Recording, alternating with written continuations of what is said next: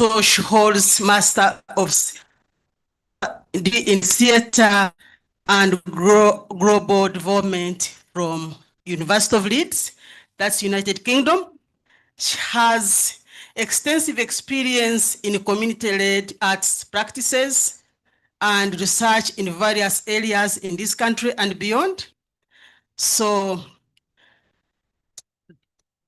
Doctor, you are most welcome. She's working on her thesis title is Storytelling Among the Bakiga of Uganda, Changing from Applications and Performance Context from 1930 to 2009. She's being supervised by Associate Professor Patrick Mangeni. Please, can you just show your hands? Or you stand up for recognition?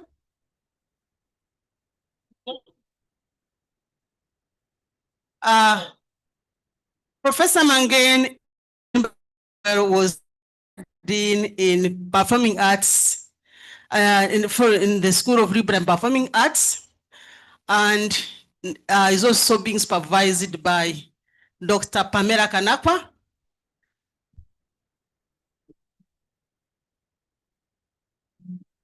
She's our current Dean of the School of Liberal and Performing Arts. We have our opponent, or what we normally call independent academic reader, Professor Peter Techereza. Please, can you stand up for recognition?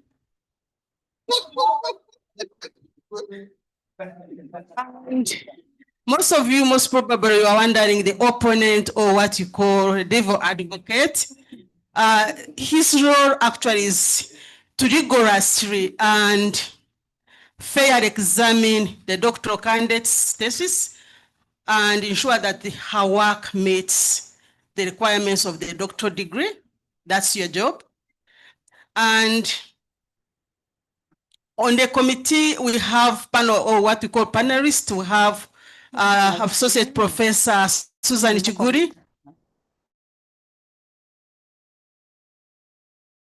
Please, can you stand up for recognition? We have Dr. Levis Mugumya, Dr. Makwa Dominic, Dr. Lawrence Branco Sekalega, Dr. Richard Kagolobia, Dr. Milton Wabiona, and Dr. Charles Murekwa. I just also want to take this privilege to introduce to our Director, Research Graduate Training, Associate Professor Julius Chikoma. You are most welcome. This is a good surprise. We are happy to have you here. I didn't expect you here. Oh, that's exactly.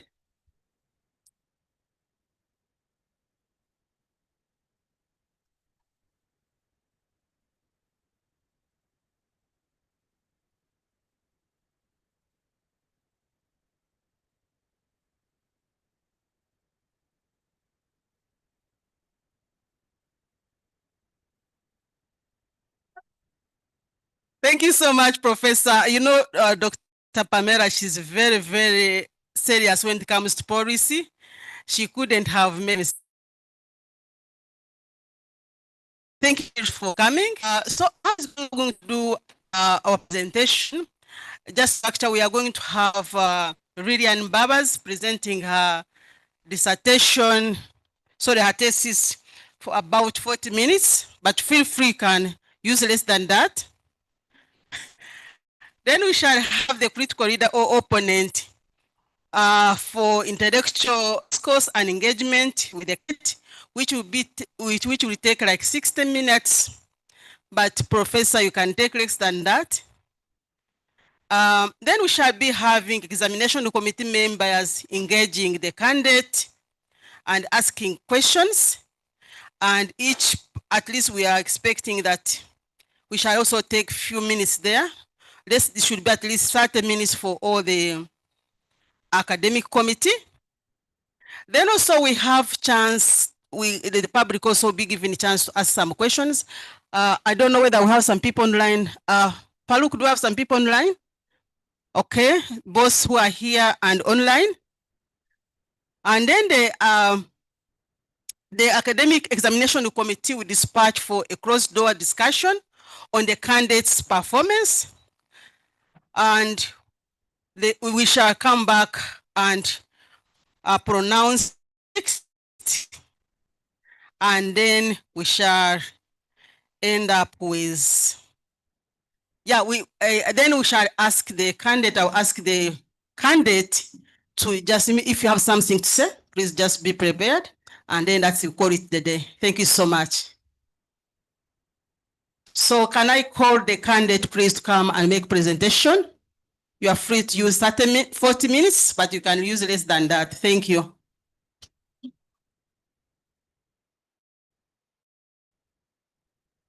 Thank you very much, Professor Veneranda Mbabazi, for the introduction. And I thank you all for turning up in big numbers to be part of this work on storytelling among the Bakiga of Uganda, changing form, applications, and performance contexts, 1930 to 2009.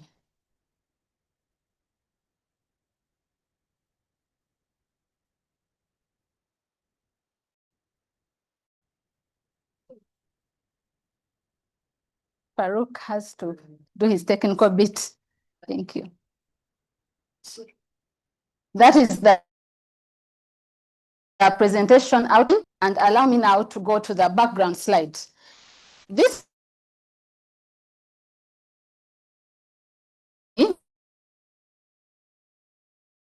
wired by my theater of communities were not peripheral luxuries, but they were transformative encounters. And that inspired my interest to read into how the past communities engaged with their oral performances.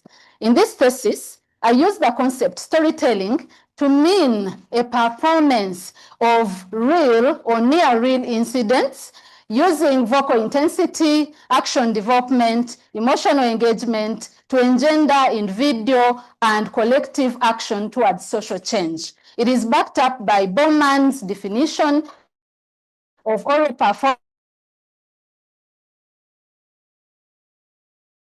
performances as a culturally and a reinterpretation of human experiences and behavior to cause action. I should say that this thesis is not a diachronic analysis of folk tales, but rather it engages with various forms of storytelling among the Bakiga, which include emigane or folk tales, emirenje, okugabuka, drama, and theater for development, and how they were shaped by Western education, Christianity, and migration. The study lies within the field of applied theater, although the findings resonate with a number of other disciplines, as I show. Storytelling is enshrined in global and national cultural stewardship, as well as sustainable development goals, as I showed there. Who are the Bakiga? Bakiga are a Bantu ethnic group in southwest Uganda, in the districts of Chihihi, Rukunjiri, Kanungu, Kabare, Rubanda, Ruchiga, and Kisoro, although over the years they've spread to other areas of the country and the region because of population movements. Bakiga have a rich tradition of storytelling that is espoused in their daily life, in their ceremonies and rituals, and these performances are an embodied praxis through which they store and they disseminate their knowledges, their values, and their identities. However, these performances have not been, they have been shaped by influence such as Christianity, Western education, and migration, and this forms the crux of this study. What is the problem statement? There have been claims that Bakiga storytelling is on the wane, And these claims seem to be positioned in the thinking around storytelling as though it were a static engagement. And yet, storytelling interacts with other influences and it does not remain static. And that pushed me to read further. And in reading, I discovered that there was a knowledge gap. Studies that trace how storytelling of the Bakiga changed in applications and performance contexts from a historical standpoint, and especially in lieu with Christianity, Western education, and migration. And such a knowledge gap persisting in global scholarship on performance perpetuates, epistemic colonialism and continues to silence the embodied knowledges peripheral populations. So doing this study was important in deconstructing and decentering knowledge hierarchies on applied performances, and also to recognize the embodied knowledge of peripheral populations. And the main objective of the study was to examine how storytelling of the Bakiga changed in form, applications, and performance contexts from 1930 to 2009 to adapt to the changing needs and realities. The specific objectives were 4, and the first one was to explore the function of storytelling among the Bakiga. The second one was to assess the changing purpose, structure, and settings of storytelling among the Bakiga in times of Christianity. And the third was to assess how Bakiga reimagined and revitalized their performances in times of Western education. And lastly, to examine how migration shaped the content, processes, and form of storytelling among the Bakiga.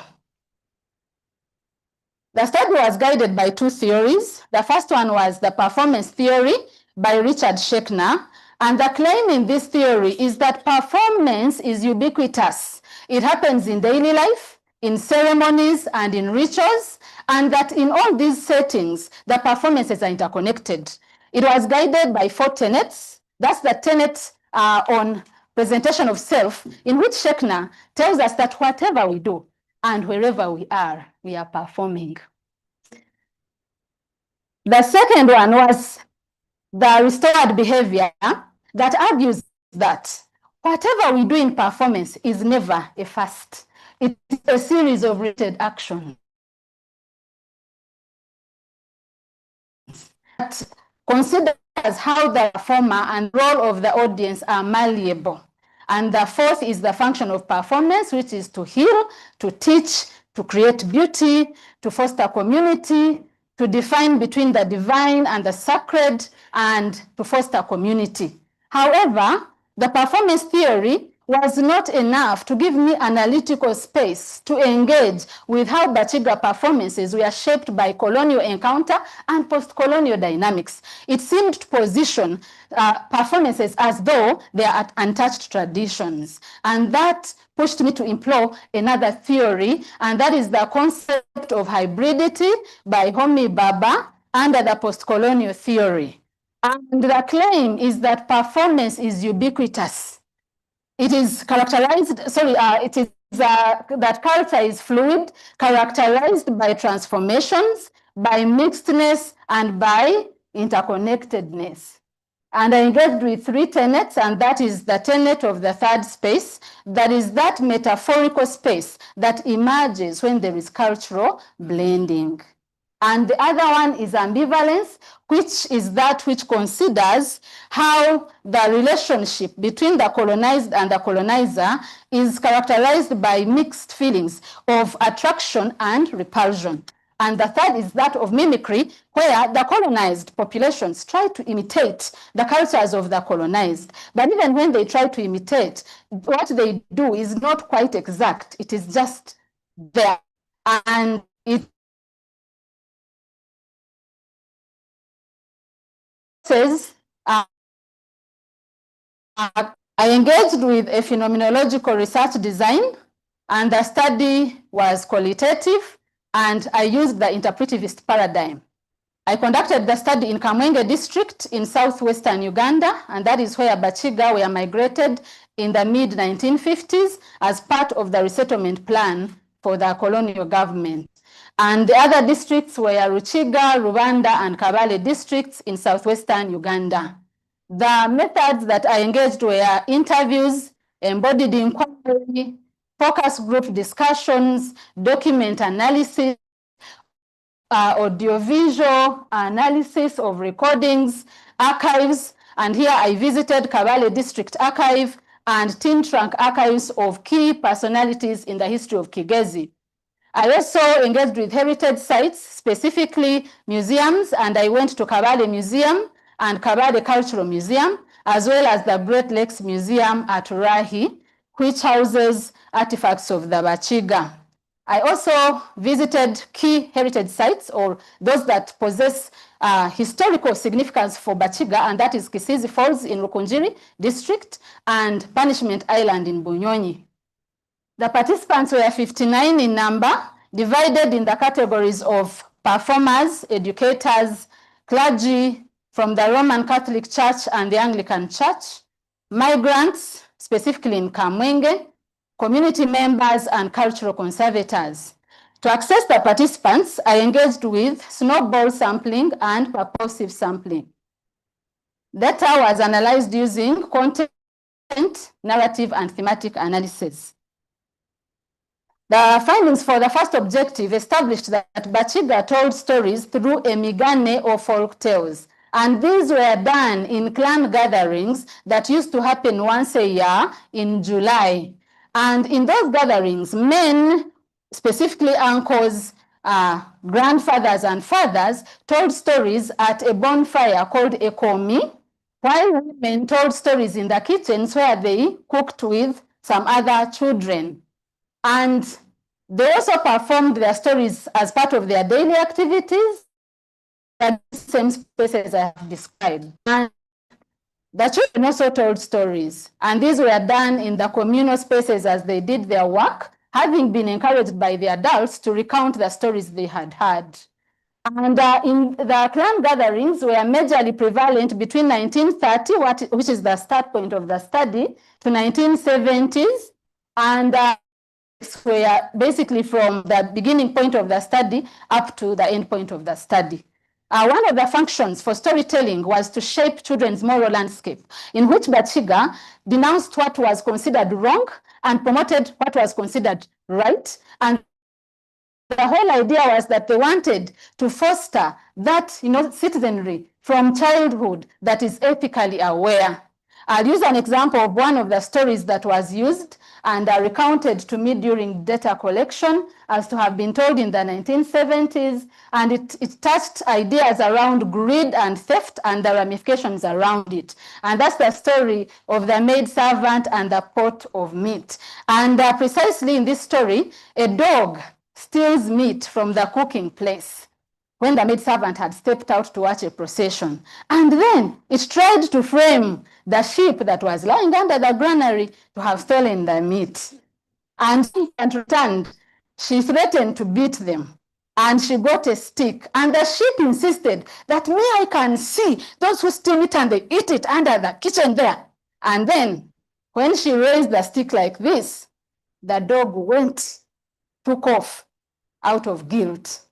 And after a few days, the maid servant was angry, having been punished by her boss, and she found the dog lying in the compound, and she hit it with a pestle and killed it. So such a story was to center ramifications that are involved when one does theft, including loss of lives. And we see that in this case, such an engagement fostered the function of performance, which was to teach. And they would integrate proverbs. For example, that proverb which reads, "Akabwa katahurira kari hano mugongo gwako," translated to, a dog, literally, a dog that does not listen pays with its back. So when it was inserted in the story, it would also be that at the end of the storytelling, there was going to be punishment for the children that would have stolen. The stories were not just told, they were processes of observation where the adults observed the children and what they did, and then they defined the stories to use, how to go about process. And this is the illustration of the fireplace, where the men were telling the stories to the children as they partook in drinking omuramba or obushera.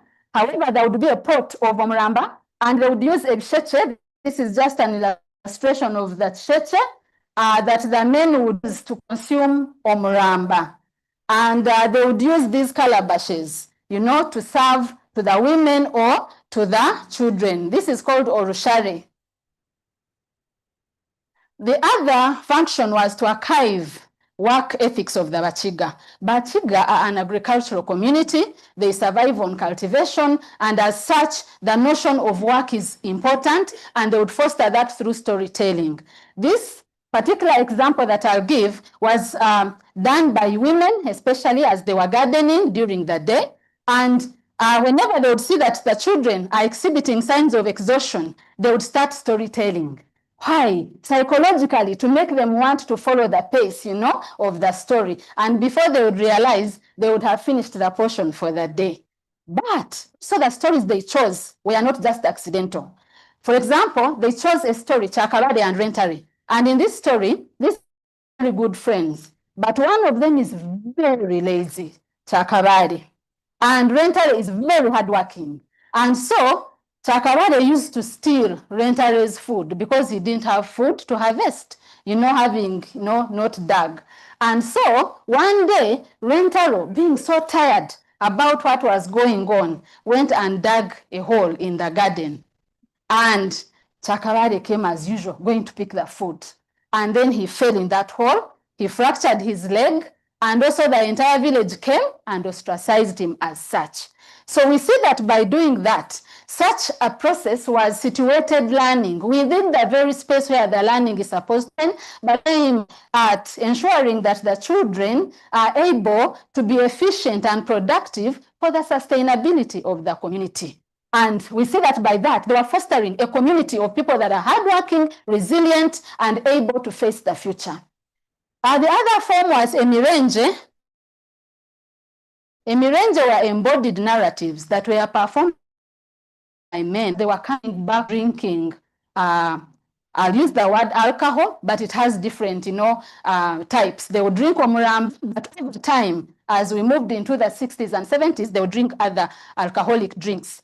And they were prevalent again from the beginning point of the study to about the 70s within the context of gatherings. And the whole point was that they would use them as location chants. So the families that would be in the houses at night would know that, oh, our person is coming. And they would not sleep until the person has reached home. And children would be woken up, listen, hear the lyrics of Emirenge, so that they start to compose theirs when they are still young. And they would even rehearse them during the day as they are grazing.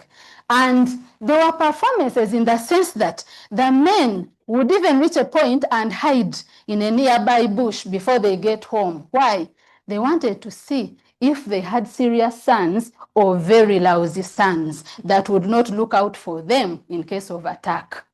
Now, Emirenge had several functions, but I focus on gendered imaginaries in which they defined what it meant to be a man or a woman among the Bakiga, and then how that defined the social functioning of the individual.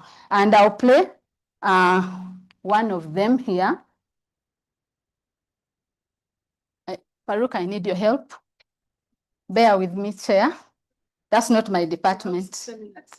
Oh, thank you. Yeah, 40 minutes.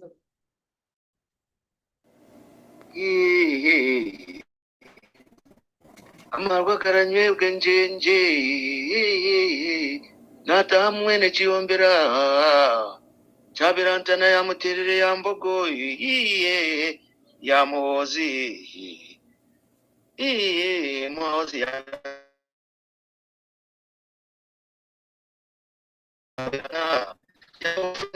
bwakawe bujune bwa muganga ya kashubirizi kanjenda ya buhinja amarwa ataranye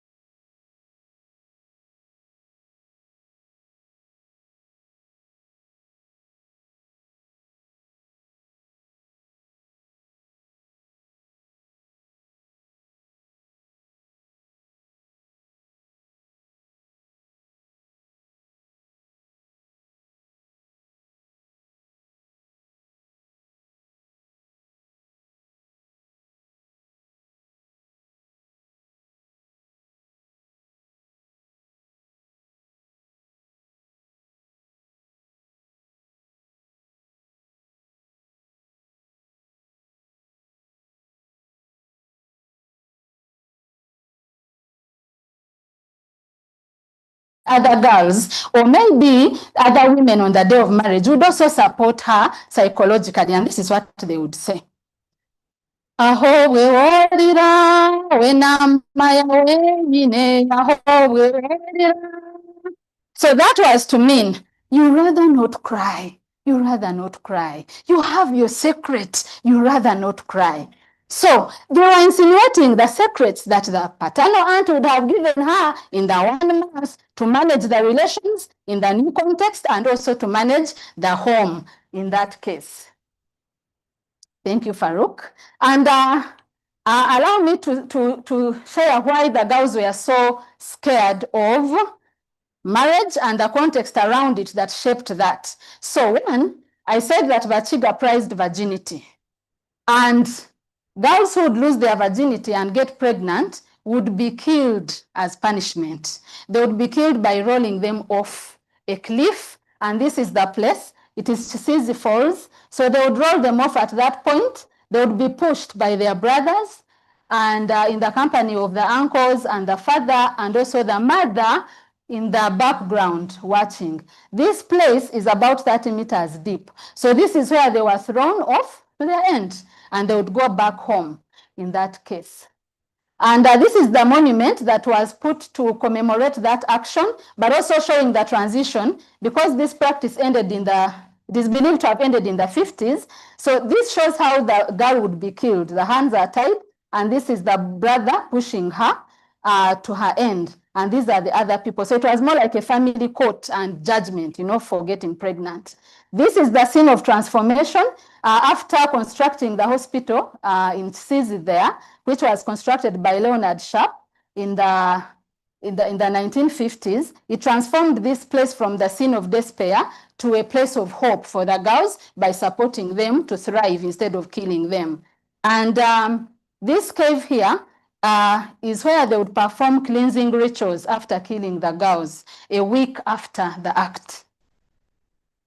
Second objective, changing purpose, structure, and settings. Precisely, there was the influence of the East African revival movement that was measured in the Anglican Church in Kigezi.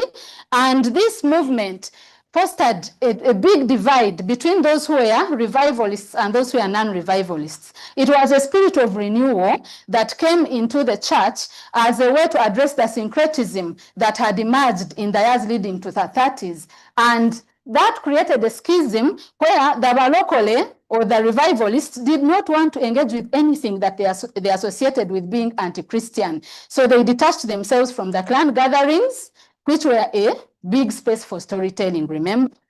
And again, they would not perform a mirenje because they associated with drinking alcohol. They would not perform okugabuka, which they also looked at as unchristian. And we see that they further went into public enactments of banning enanga. Enanga is here. It is an instrument that men use to accompany storytelling in the clan settings, but also daily. So they started banning this instrument, reason being that they associated it with the reverence of the spirits. And indeed, one of the purposes of the clan gatherings was to thank the spirits for a bountiful harvest. So they started banning enanga. And we see that by doing that, it was radical purification and internalization of the Western religious framework that then affected performances in those contexts. And at the same time, we see that while the revival did that, it also fostered another dimension to performances. How? They would perform in crusades and fellowships as they were enacting sins from their past lives, because the revival required that people confess their sins publicly as an act of conversion. So they would start acting their past lives. Whether they were women or whether they were men, they would reenact using vocal intensity, using actions, using emotional engagement. And this performance would happen in different spaces, in the markets, in the buses, in town squares, wherever they could get an opportunity to see anyone, they would perform there. And we see that by doing that, they were doing presentation of self that Richard Schechner tells us that we perform in different places. But at the same time, it occasioned a transethnic approach to performance, and it was also inclusive engagement. Why? Initially, as I've explained, women would perform in designated places. But in the revival, we see women coming and taking center stage, but also speaking against aspects like adultery, which also touched into the practice of wife sharing that was among the Bakiga. So the revival also gave women agency in terms of performance and occasioned that change. Later, we move also into the churches, and we see that there were performances done in the churches, and I'll pick out the passion plays. They were prevalent mostly in the Catholic churches and the Anglican churches, as I focus on in the study, and from the 70s onwards. And these performances were dramatic in nature. Drama is where a story is performed through dialogue and actors on stage. And that was a Western-inspired form, which was not manifesting in the earlier context. But we see a hybridity here, where they would put songs in those dramas that were in Ruchiga, but also the climax would end with traditional dances. And in this, we see that it occasioned that third space, the metaphorical realm that allowed for new forms to emerge. And I show that song.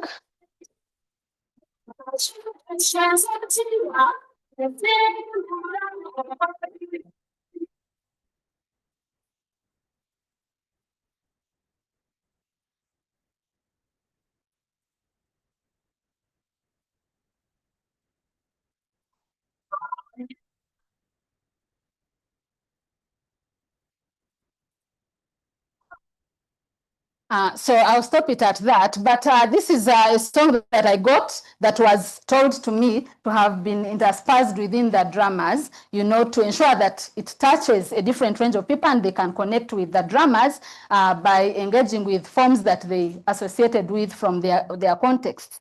And there were also other groups. For example, Abazaveri and Abanyangabo in a number of Catholic churches that would perform dramas. And these dramas were engendering, you know, a church-led transformation in the communities. They would perform around themes to do with unity in families, the importance of education. So they would perform after Mass. And after the performance, the priests would start a discussion about the play. And then the action points would be taken by the groups and they would go to communities sharing with those who didn't come to church. And here we see a continuity from the indigenous performances, you know, where that the people would be encouraged to reperform the stories. And again, we see that the facilitator-led engagements were aligning with the contexts that were done in the clan gatherings, where the storytellers who would finish the story, they would de-roll into facilitators and they would support a post-performance discussion in that sense. And the third objective, which looked at how Bakiga reimagined their performances in times of Western education, established that there were folk tales that were brought into the classrooms from the 60s, although some indicated in the 50s, to teach Ruchiga language. And the teachers would tell stories, folk tales, but they would also have encouraged children to research the stories and come and perform them in class. And that has been going on up to now, but I stop at 2009. And by doing that, we see that the folk tales at that point were engendering, you know, dialogic learning, which breaks the boundaries between the teacher as an educator and the learners, where they are trying to understand and comprehend aspects to do with language, vocabulary in that same context without hierarchies. And that aligns with Paulo Freire's, you know, notion of co-intentional education in his book, Pedagogy of the Oppressed. And we see that at that time, in the 60s, this is a form that is prevalent in the United Kingdom called drama in education or creative drama. But in Kerala, it is happening as well. So they are doing drama in education, which is the use of drama to support the teaching of a curriculum subject. And later we move into festivals for drama. And these festivals were happening in schools, and they take us to a shift where drama moves outside of, you know, closed-in environments or homogeneous contexts in that sense to plural audiences, because the dramas were competitive. They would start at school level, go all the way up to national level, engaging diverse audiences and occasioning layered interpretations of the performances. I pick out a key aspect, which I think most of us may align with, which is the importance that the dramas did in managing the HIV/AIDS pandemic in the late 80s and early 90s onwards. And I cite the Riddle, which was performed in primary schools in 1991, and the Hydra in 1992 in secondary schools, and where they sensitized people about ways in which they could prevent HIV infection. And the study established that even when these dramas had themes that were determined from the center, which was the ministries, coming down to the people were able to actually engage with behavioral modification in this case by listening to the messages, because the plays were open to the public, inviting parents into the schools, but also other members. For example, the trainers that engaged said, yeah, they were able to reflect on their lifestyles as individuals. And we see that in this case, drama does boundary crossing, where we cannot limit it to a space. And as it changes in form, but also it changes in the way it engages with diverse audiences. And later we move in the mid-1990s, we see theater for development coming as another form that became common among the Bakiga. And theater for development is a form of performance that enables communities to identify problems and come up with solutions using performance as a mode. And this was common from 1996 up to 2009, where the study ends. And theater for development is a form that we associate with Western education, having begun in the Department of Music, Dance and Drama, Makerere University in 1984. And we see Ndere Dance Troupe with Stephen Ranjezi working with Abekundire Women's Group to address the issues that affected people, which were declining soil fertility, but majorly the problem of alcoholism that had destroyed families, and where the women performed a play called Echikambi, which is basically a word of tobacco that has been chewed and it loses its taste. That when you need to add taste, you have to put some rock salt. So the women used that performance to tell the men that when they were engaging in that alcoholism, they lost their responsibilities as men. But at the same time, they used the performance to address the issue about promotion of knowledge on climbing beans and agroforestry as a way to manage the declining soil fertility in Kigezi, of course having issues of land fragmentation and all the challenges to do with land and reduced land in that sense. In the early 2000s, there are other groups that engage, Kigezi Kinimba Actors, which is a very renowned group in Kigezi that engaged with performances in different communities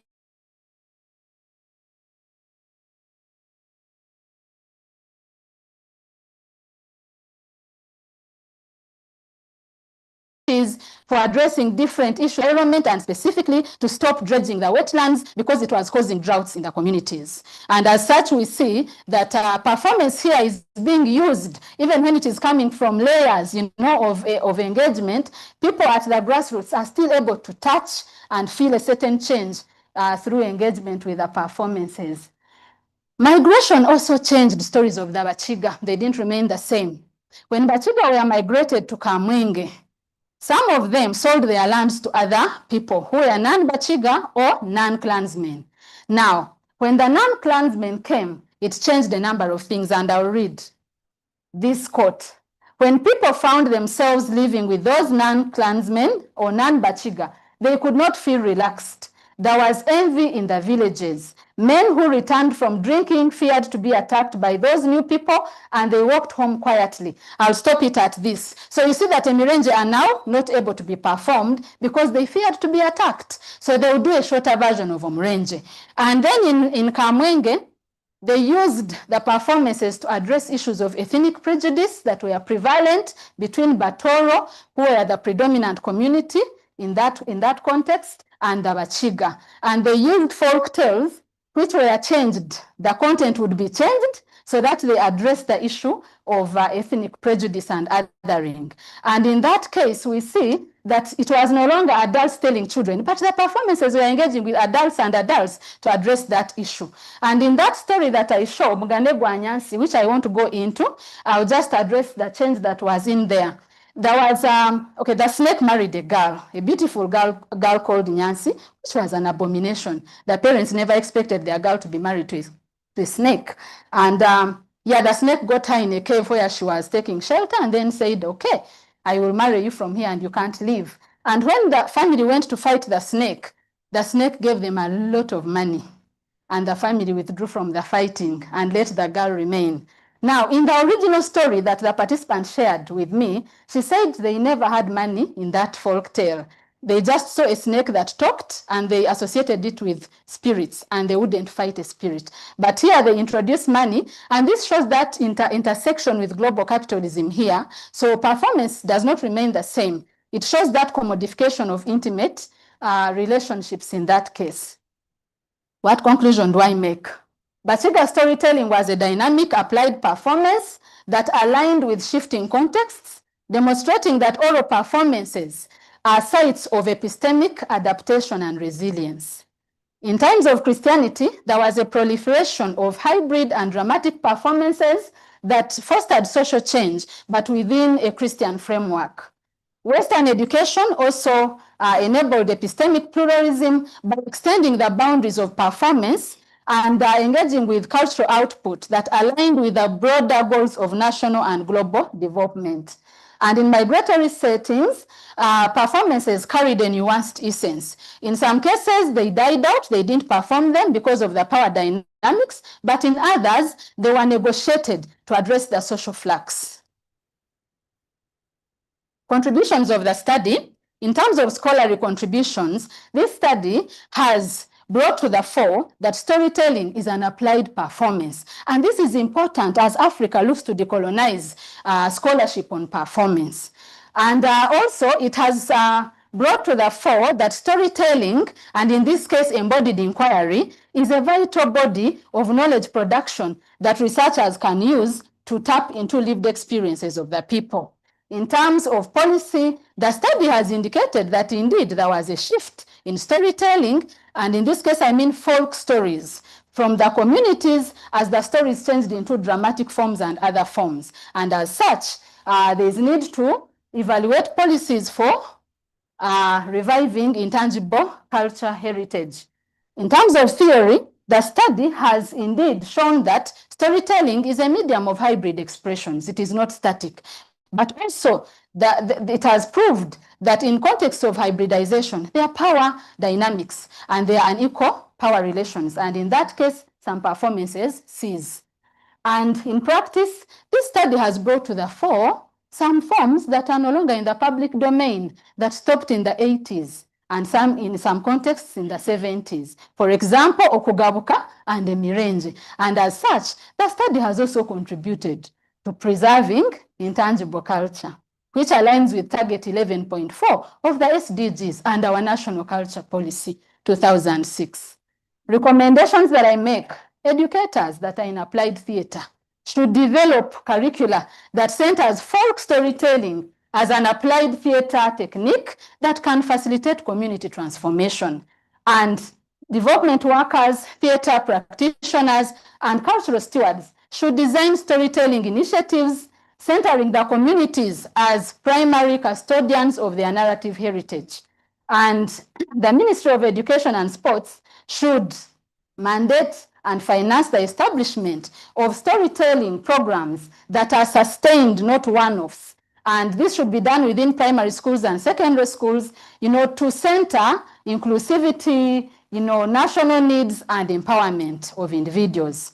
And government and other agencies should incorporate community-led arts initiatives in migrant integration and psychosocial support using community theater and, storytelling, which is engaging with the folk tales in that context. What are the areas for further research? This study recommends that there is need for further research to examine other forms of storytelling, for example, dance, song, and poetry that were outside of the scope of this study. And also, the study did not engage with technology-mediated storytelling. So there is need for a dedicated study that can read into technology-mediated storytelling and its transformations over time. And the study also did not engage with an in-depth interrogation with gender performativity in Bakiga performances. So there is need for a study on how gender is performed in Bakiga performances over time. And then lastly, there is need for another study that looks into how other religions beyond the scope of the Roman Catholic Church and the Anglican Church caused changes in Bakiga performances, which was outside of the scope of this study. The publications that I have from the work are there. Two alone, and one with my supervisors on indigenous storytelling of the Bakiga of Uganda as applied performances, tales of empowerment in shifting landscapes. It is going to be published by Palgrave Macmillan in a book titled Unheard Voices, Community Arts on the Margins. I request that I share my acknowledgement at the very end of the exercise. For now, mwebale mnonga, mwebale nnyo, apoyo matek, mwebale ino, asante sana. Thank you very much.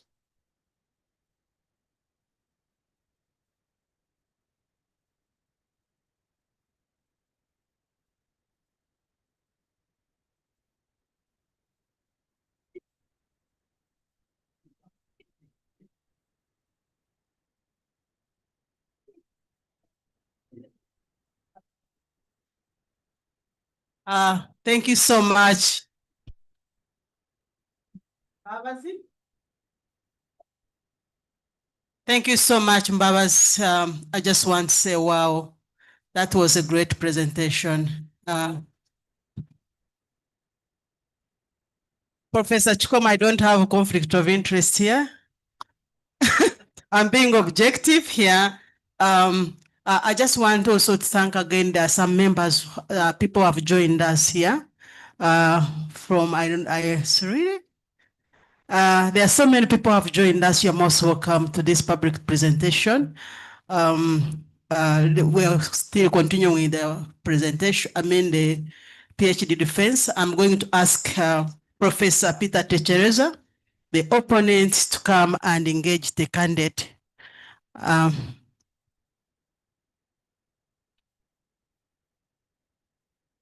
Do you have the microphone? Or you do?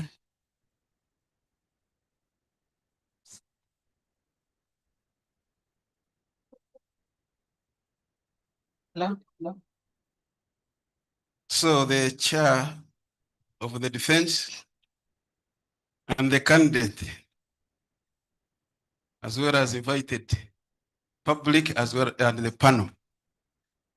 I'm happy to be here, although I don't think the candidate knew that I would be here like this. But don't worry. First of all, I want to congratulate Miss Lillian Mbabazi for coming this far. And actually coming there very successfully, as far as I can see. It also shows actually you were presenting and leaving the topic you are presenting, because I saw you were also performing in your presentation. When you talked about the different plays that we used to do, I realized that some of us did participate in some of those performances without knowing that actually they had the academic import. For example, when we used to act out the Christmas plays and what it is now that I'm beginning to put it into context. So thank you for that. I will go through your work. I have read through your work, and first of all, I want to thank you for the work. It is well written and relatively well balanced. Only that the chapter seems to be very short. I don't know why it was as short as that. But, and I must add, from reading and then from listening, the listening looks and appears more appealing than the reading, which is still okay. So I see you have 8 chapters of your thesis, and relatively well balanced in terms of the size. Then I was also surprised you have appendices as many as 45 pieces, which add up to 93 pages, almost a thesis of its own, which one is evidence that actually the work was done,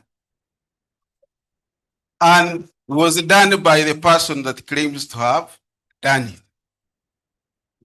Although, in my opinion, there are some of these appendices that you could do away with or leave without making any significant impact on the quality of your work.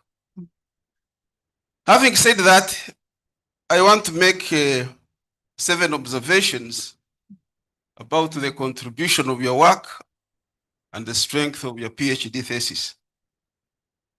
One, first of all, I want you to know that I am a sociologist. I'm not an applied what? Applied theater. Theater performer, but I'm a sociologist.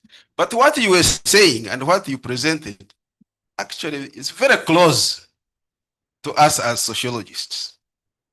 And the first contribution I see is that this thesis brings out the importance of cultural identity, which I think is running away. Although you are saying it is not waning, that hybridity is also having an impact. Often understood loosely, but which is an integral part and driver of our day-to-day lives. Storytelling as a cultural fact and expression preserves or sustains, promotes, and adapts this cultural identity along with its values and traditions in different contexts. So it is the adaptation characteristic of cultural traditions that breeds the hybridization of cultural expressions. Secondly, the thesis demonstrates that storytelling is an educational tool to those who understand and contextualize themes emerging from the stories. For example, the KCCEC in Kenya by Ngugi wa Thiong'o,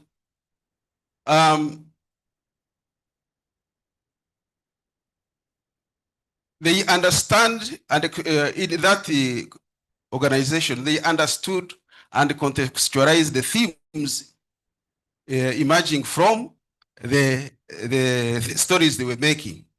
And that Ngugi wa Thiong'o's particular stories demonstrated the empowering role of integrated storytelling. And this is where you said that you were not concerned with certain aspects of storytelling or performance, but you focused on some others. But in real life, I think it is very hard to separate. We are what we are because we don't leave parts of what we are behind. We always work with ourselves intact. So integrated storytelling and theatrical performance to the extent of threatening the state and its agents. So sometimes you may not actually use guns or what, but through what you say or perform, it becomes threatening, like Chenchana's 2020 purpose of performance explains. Thirdly, the description of the reality of storytelling and theatrical performance across cultures in Uganda and beyond shows its fundamental role in providing the framework for social control. In sociology, we use social control. But although later on, we go around saying, I have self-control, but actually it is not self. It was created in you through aspects like this, which are a form of social control that later on have a burden on you that you feel you don't want to go against, and then you call that on self-control, but it is actually arising from social control frameworks. So it has a fundamental role in providing a framework for social control and living in harmony with each other, as well as with other non-human environments. This is beyond even beyond Bakiga. When you look at those ethnic groups that have clan elements, the things we say, the taboos or the taboos and the mizizo and what? The friends of the clans, the totems and the taboos. taboos are actually related to preserving some of these elements in the environment. Fourth, the thesis further explains that we should not believe in blanket statements of the popular statements of declining or waning cultural traditions like storytelling, but rather to put into context how they are changing in form and the different purposes which they intend or tend to serve. These two are different. It's what they are intended to serve, but sometimes they tend to serve other purposes. Then fifth, the thesis also demonstrates the role of theatrical performance in addressing societal concerns, for example, HIV and AIDS. You have already clearly explained what I had already observed. Now I will not take you there, because even your delineation of the scope from here, it became clearer. Because I was asking myself why you stopped at 2009 and not beyond. Because what happened to HIV and AIDS, wouldn't it have been even more useful when we talk about COVID-19? But then since it was beyond that, like you said, when there was more increased digitalization, even in schools and what, it needs somebody else to focus on that. Sixth, beyond the meanings, the thesis also explains how storytelling among the Bakiga has transformed over time the form, application, and performance context, or in purpose, structure, and setting under the influence of Christianity, Western education, and migration. Hence, through cultural adaptation, this thesis helps us to understand the blend of contemporary art forms with the traditional oral arts in defining the experiences of the Bakiga in this case. So finally, I believe this work makes a contribution to the body of knowledge in applied theater. But like I said earlier, I am less competent to make any further observation in that line. But at least I think from what you have said and how you did it, it makes a significant contribution to the methodological and theoretical underpinnings within the discipline of applied theater. Now, in spite of all these contributions, I think there are some things that we may need to provide more clarity so that the purpose of your work comes out more clearly, and especially not only the performance part of it, but also the scholarly and academic part of it. I'm happy to hear that you have already published part of this work. That's nice to hear. Now, I will follow the structure of your thesis. One, in the terms of the title of your thesis, storytelling among the Bakiga of Uganda, changing form, applications and performance context, 1930 to 2009. The one of time, I'm no longer going to focus on that. It is already clear and why I couldn't go beyond. But I want to understand, who is a Mukiga? Beyond your, I think it was the third slide. Beyond knowing that they live in southwestern Uganda, they migrated, who is a Mukiga? What defines a Mukiga? How do you see somebody say this is a Mukiga, this is not a Mukiga?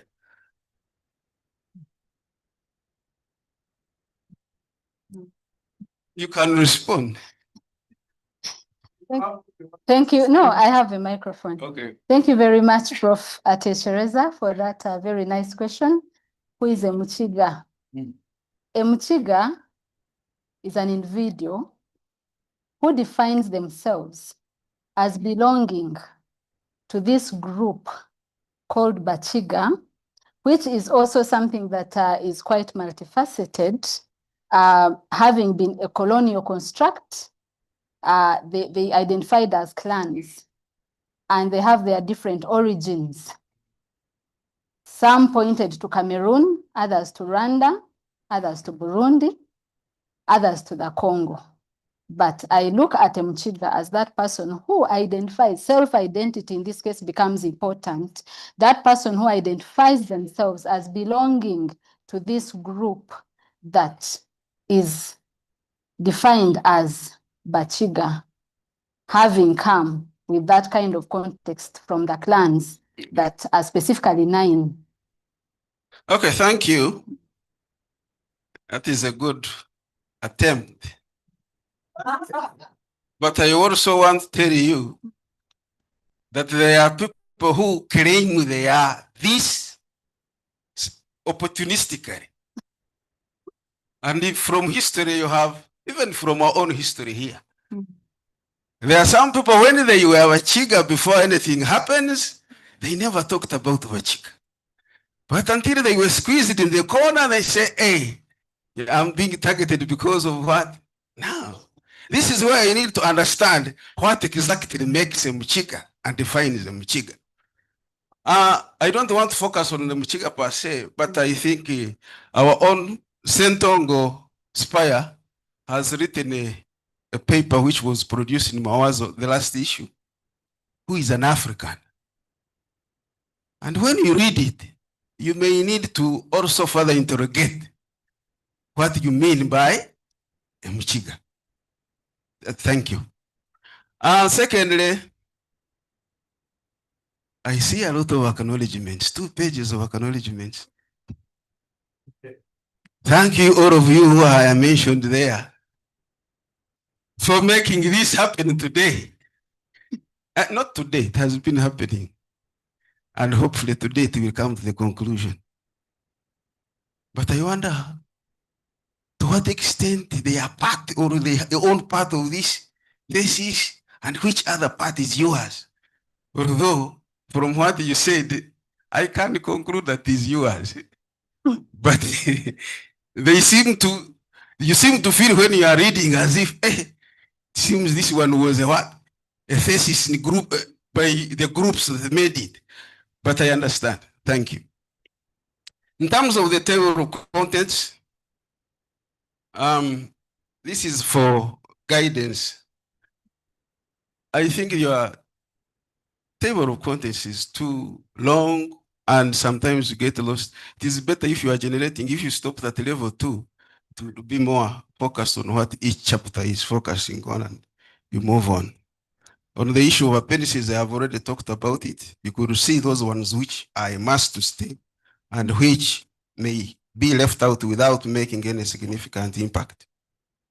Among the appendices, there is Appendix 1, the grocery. And I loved it because there are some of the terms I was trying to come to terms with. And this is something maybe you could also comment on as you are using local words and then translating them. Because there is a challenge. You see, now on this one, I agree with the president. Our languages are so rich that when you try to put them in English, you lose the gist of what you are trying to say. So some of these glossaries, maybe you may, when I was studying sociological theory, they told us that there are 3 types of definitions: nominal, denotative, what? But there is when you can even go further, and maybe give an example, rather than only strict the nominal, which I think is by the linguists, is like the the dictionary type of what?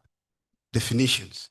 So you may need to go beyond that in order to make sure that the reader will understand what you intend them to understand. For example, when you said a mahega as a what? A cooking place. Then what is a kitchen? You understand what Yes, I get you. that was my problem. A chiyungu and a mahega are two different things. Then secondly, there is where you define a lineage and lineage or subclan as a miryango. A miryango, not a miryango. On page 263, this is correct.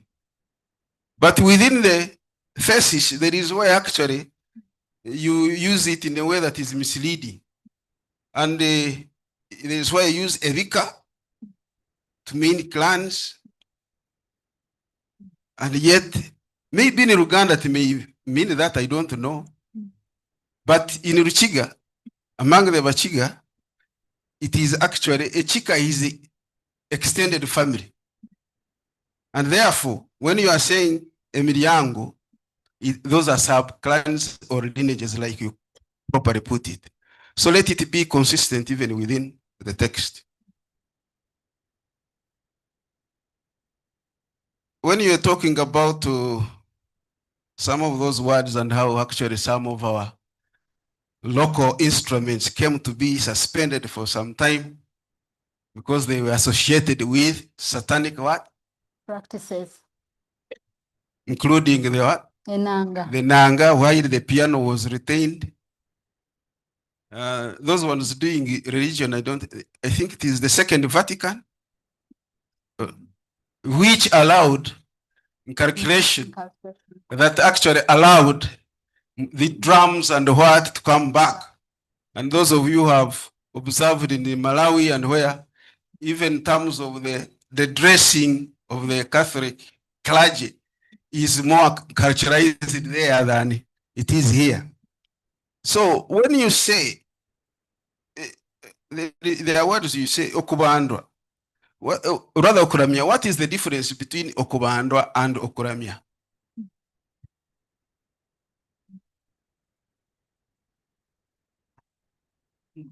Okubandwa, I perceived it, and I actually asked a few people who associated it specifically with Emandwa, the reverence for Emandwa, which are family spirits.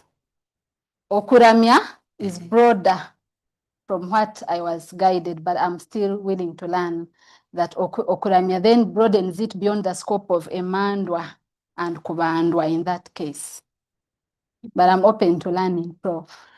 I am not going to have an engagement here on those two, but I think later on you may need to follow it up. There are words that are actually so integrated with the further subdivisions that when they say it, it actually even includes what? Praising and what? Because okubando, what they call a mandra, the spirit. See, now when I talk as a sociologist, and don't look at me that this one is a Catholic or what. No, the way they understood God at that time was that God is so far and very powerful. You don't just come near like that. You pass through intermediaries. And the spirits were the ones who were closer.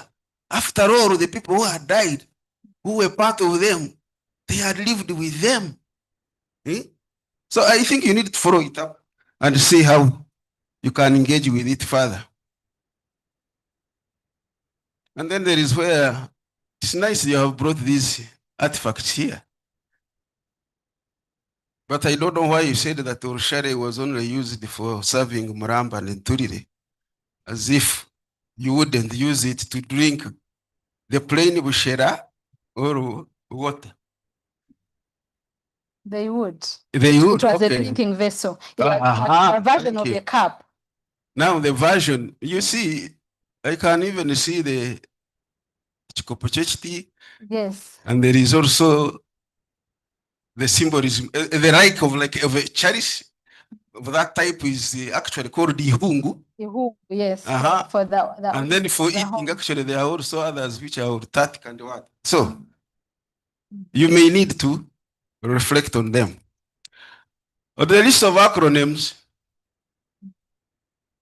first help me understand what is the difference between acronyms and abbreviations? It's the same, Prof. Why? I thought. Are you sure they are the same?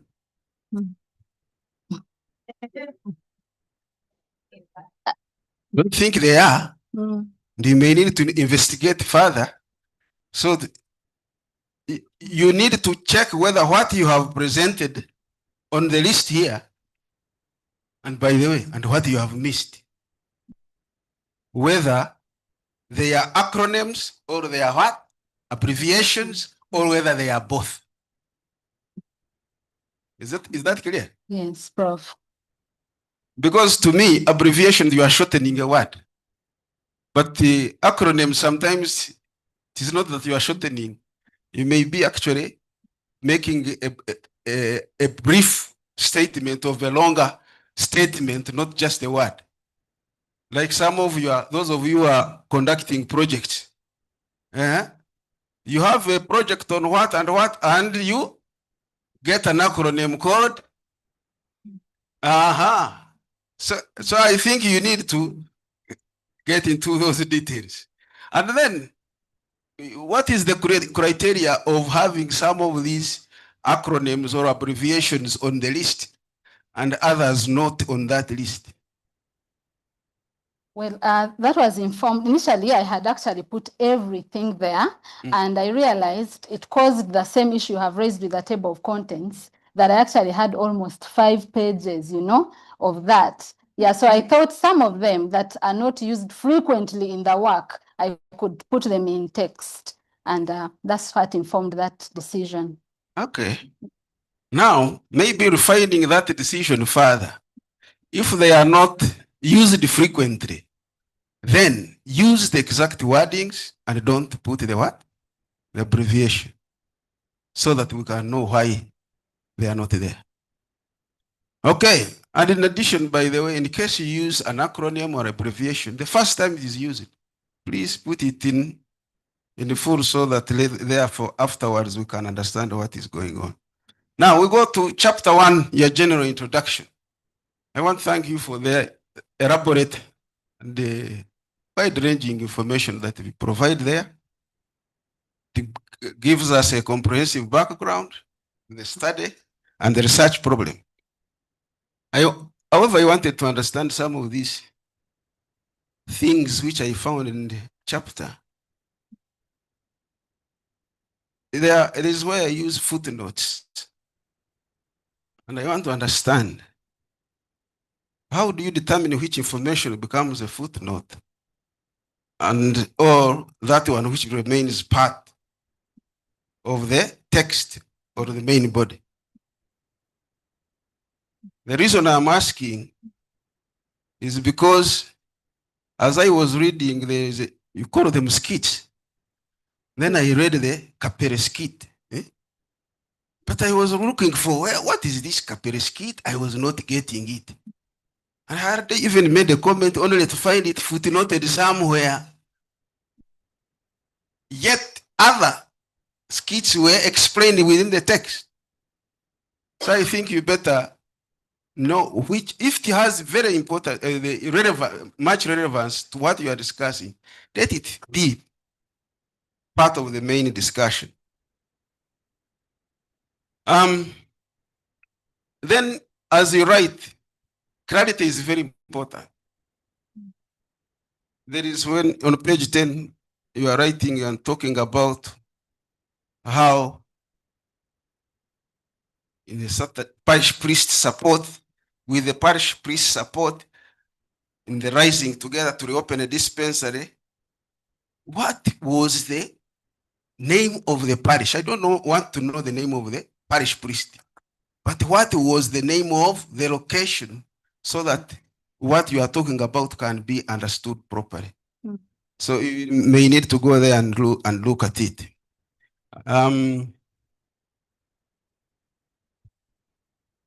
under subsection 1.2.3, there is something I had raised, but now when you were presenting and when I read chapter 4 later, I realized you had explained it in detail, especially that use of the omrenje, and you have also put a disclaimer that some of it may not have been explained completely within this one. So I take it there. But like you confirmed, the bottom line of saying omlenje was to make sure that you don't reach home unannounced, especially if you are head of a what? Of a family. And by the way, in other instances, there was also a moment to make sure that actually they are monitoring your movements. If you went to drink, when your friends have invited you for a drink or tereko, and then you are coming back, they may not accompany you because everybody will live at their own pressure. As they are going, make sure that at least they are where you are coming. In case anything happens, they will say, by the way, he disappeared when he had reached somewhere here. So they know I have a starting point of where to look for you. So thank you for that.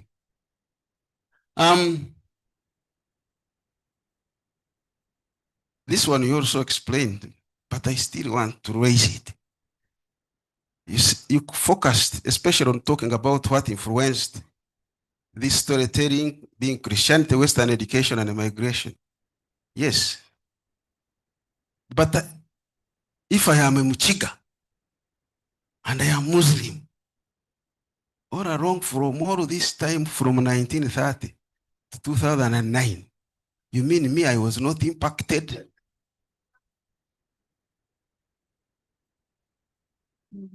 Thank you very much, Prof. That is a very important question. And indeed, when I started out, I grappled with all this. But within the scope of the PhD, underwriting, I can tell you actually what you see there is a quarter of what I have. I could not write a thesis with all these religions in, but indeed, I do not take a reductionist stance on other religions and their part in shaping culture and specifically performances. And indeed, I agree that other religions, like you put it, as Islam, also had their impact. But I suggest that another study is dedicated to that. Yeah, thank you. Because I was asking myself, when these ones would be in their festivals, what about the students in these other schools? What would they be doing? I mean, they were completely sealed off from this. So if it is that, I think then you may need to make it much clearer in your thesis that why you focus only on Christianity. And by the way, even the Christianity you are focusing on is Anglican and what? Yeah, and then of course with the revival and what, but they are now this up to 2009 we had all of these born agains. What is the impact? So don't leave it aside. Now in the case of migration, what migration did you focus on? From your work, I seem to see it is migration from Kigezi to where? To Kamwenge, which was Toro then. Kamwenge became a district in 2000. Yeah, so I focused on that, but aware that there is a background. Before Bakiga were migrated to Kamwenge, they were taken to North Kigezi. And then they filled the place. There were still too many, for the place that had been allocated. And I focused on the Ngologos, migrations, as part of, Planencia, as part of decongesting Kigezi. So I don't focus on North Kigezi because the people that I traced up to Kamwenge, most of them actually first went to North Kigezi. And they did not like the place because they thought it was quite small. And so they followed their earlier relatives that had moved as part of the labor migrations to Toro. Yeah, so why I say Kamwenge then becomes significant is because we are able to get the nuances of what changed still, you know, even within North Kigezi. But also, interesting cultural change. North Kigezi would not give us much room to see the adaptations, and because it's still the same culture. And then they also moved to Ankole, you know. Again, Ankole and Kigezi are closely related in terms of culture. So I thought Kamwenge would give us a bit of room because there's a distance now between the sending location and where they have come to trace now what changes, what continues, what informs it. So that is why. Okay. So what distance are you looking at? Because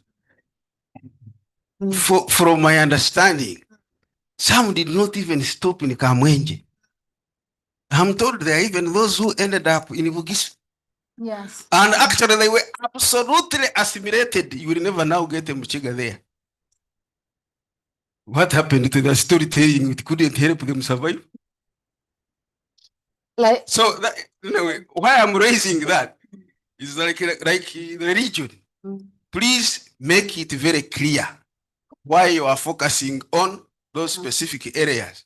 And why, for example, in particular, you are going in for Kamwenge and not Kagadi or where, but particularly Kamwenge. Is that clear? Okay, thanks. This is for on the point of clarity and informing you, because even as you were starting, you made an error of saying Chihihi district, what district? And I was listening. By the way, I'm from Kanungu district. And Chihihi is part of Kanungu district. It is not a separate what? District. So when you said Bakiga were located to Chinchizi, Rujumbura, present day Rukunjiri district, is that correct? Is that correct? Thank you. So you know what to do. Now, in the statement of the research problem, I like the way you frame it, but when you come to your last paragraph, there is a way I don't agree with you, because you seem to transition from the mode of stating the research problem, actually you enter into the justification. I would rather you edit that part and stick to, therefore, the purpose of the study was to do what? Therefore, what did you do? You investigated A, B, C, D, what? Is that clear? Otherwise, that last part tends to spoil the soup there. Research questions. And this is where, maybe since the supervisor is here, we need to explain clearly what should be in the dissertations and the theses of students when it comes here to the research questions. Because when I look at the objectives, the 4 objectives, and read the 4 questions, I ask myself, what is the value addition of these questions? But some students tell me, you see, that is the format. Now, if it is the format, then we need to make it clearer. Otherwise, from my own understanding, I normally advise my students to know that the first objective is on this. So what are the questions can I ask to interrogate, to answer, or to get the information that will answer this objective? Rather than having 4 questions, then I will have more questions maybe under each what? Objective. Okay. On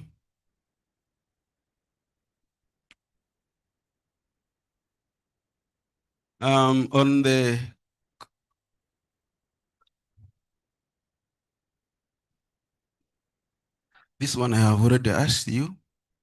On geographical scope, again, there is this misstatement. First, Ruchiga, Kabare, and Rubanda, formerly part of Kigezi. Now they are part of where? Well, Kigezi was a district. Thank you. You don't say part of Kigezi, you say part of Kigezi district. I've told you clarity is very important. So, under the subheading, the same subheading of geographical scope, you describe your social and linguistic competencies as a Muchiga researcher. If I may ask, what type of Muchiga are you? To be embodying all of these what? Competencies, and then you remain a what? I don't know which type of Muchiga you are talking about. Which type of Muchiga are you? And before I answer, is it a random Muchiga? A Christian saved Muchiga? A migrant Muchiga? A traditional Muchiga? Or a hybrid of all of these? Thank you very much, Prof, for that question. I acknowledge that I am a hybrid Muchiga, one, a migrant as well, having grown up in Mbarara, and also migrated again to Kampala. I bear very many aspects with me that I carry to the community when I go to research. I am educated, I am pursuing a PhD, I am in applied theater, and all these then get in and meddle with that identity, indeed, as you raise. So I acknowledge my positionality in that case. So that's why I'm asking myself, how did this Muchiganess in you as a researcher affect your objectivity as a scholar? Thank you very much, Prof. Aware that I had all these, identities carried with me to the community, I was very cautious and aware that I needed to bracket these biases that I carried with me, and I put myself in the position of a learner who had been removed from the culture that I'm trying to study. And I try to exercise cultural relativism here by letting the communities define for themselves what defined performance, what changed, what did not change, and I constantly had to remind myself. But indeed, as you raise, all these biases come into the process of research, and it is a process of conscious awareness. That's what I did. Thank you. Okay, thank you.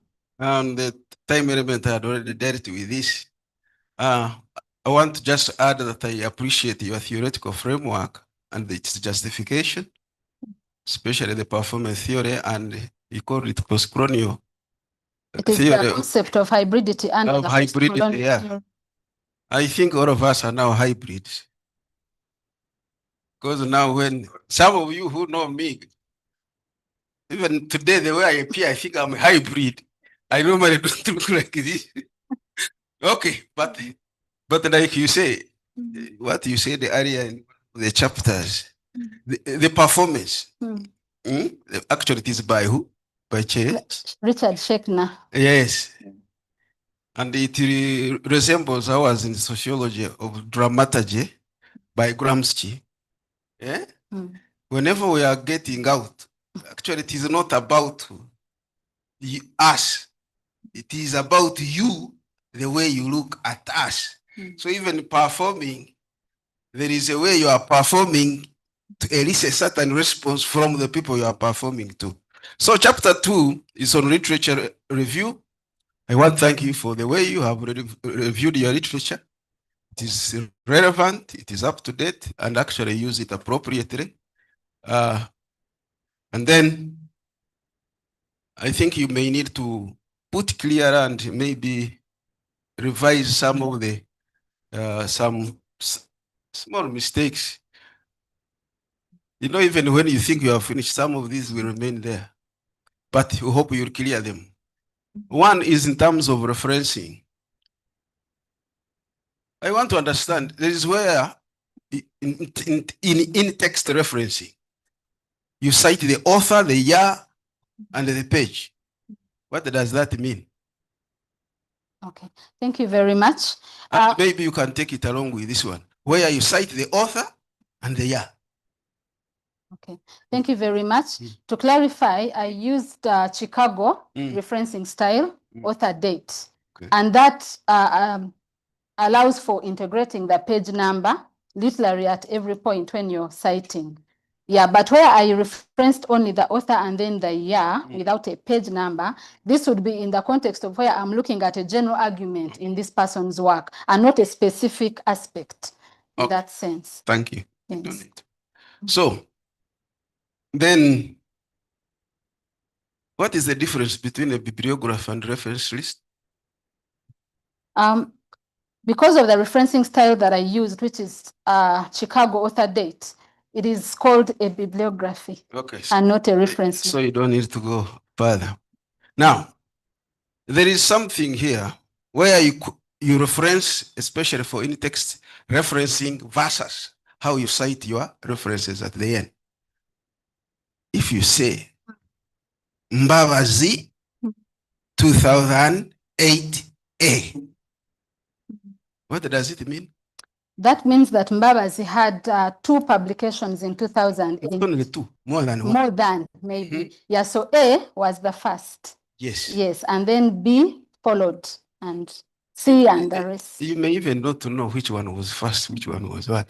But at least they are different publications in the same year. Yes. But in your work, I think you need to go and look at it properly. There is where I say A, and when you go to the list of references, there is actually no AB. Or what you are calling A and B, it is the same what? It is the same material. So please, you look at that one. Then names of people. You know, names are identity. So we have to be very careful with the way we use them.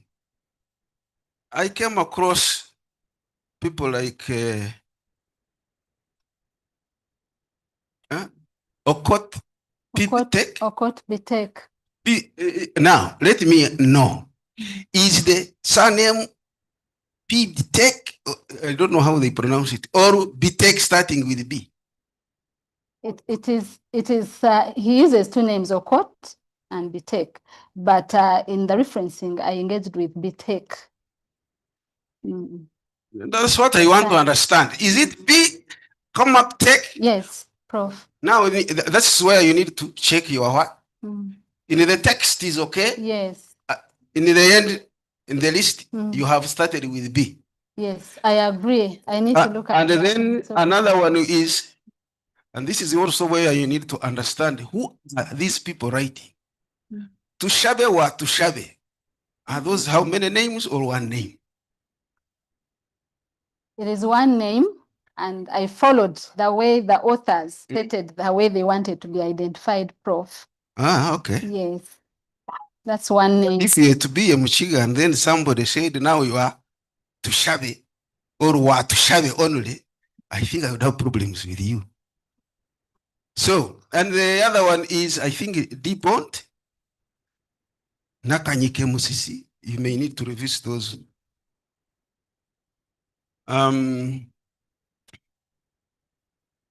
Lastly, your conclusion of this chapter, I think, is more, to call it precisely, it is they identified research gaps, not just the conclusion.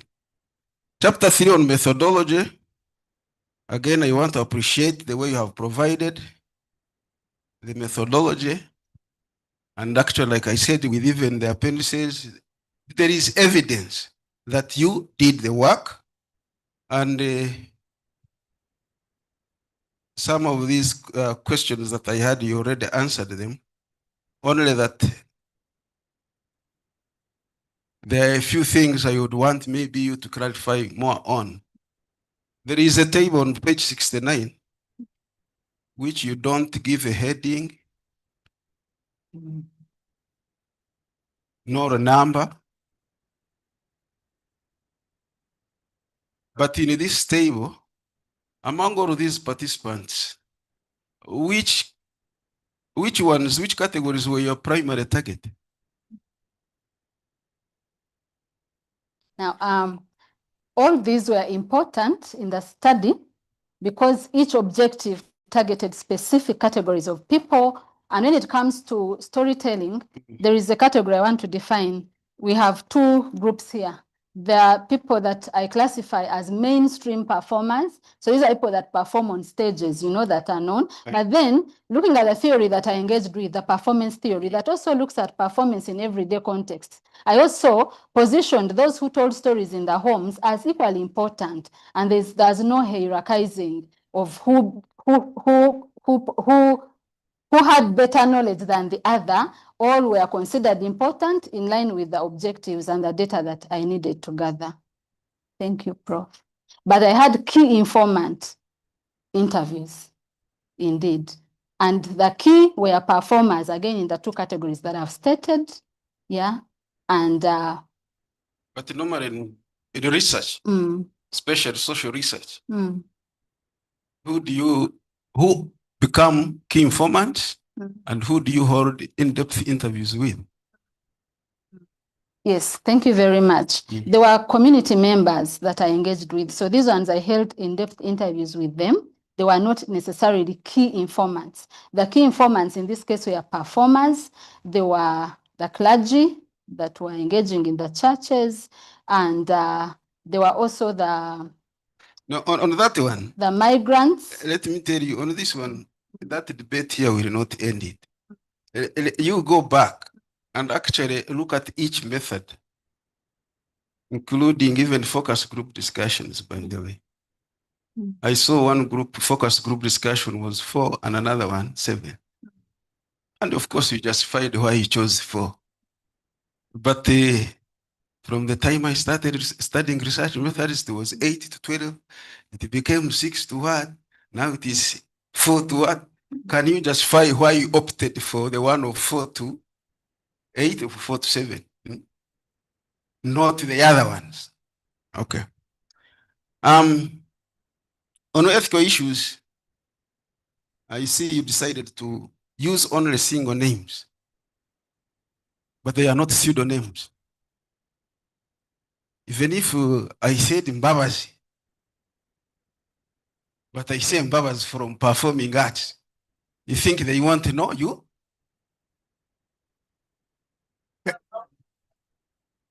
Yes, that may be Mbabazi. But for example, until recently, if you said at the Chereza, even Kanung, the whole of Kanung, you would not get another one. So I'm raising this issue that there are some names you put in the grocery list of participants. You are saying that you protected the identity of participants, but through this, some of them are actually not protected. Okay? So you know how to deal with that. So I thank you for writing that clear section on your positionality. Although I told you, yes, you have answered it already, that is that consciousness that you had. Chapter 4 is literally on objective 1.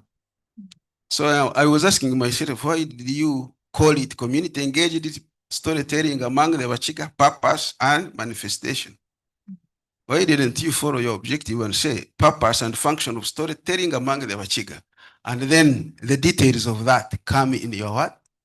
Text of the chapter. That is just an observation. I don't know what the rationale is that coming from the field of expertise here, when we say community engaged performances and how I define them, these are performances that are done by the people, with the people and for the people. So they are embedded within the life of the community.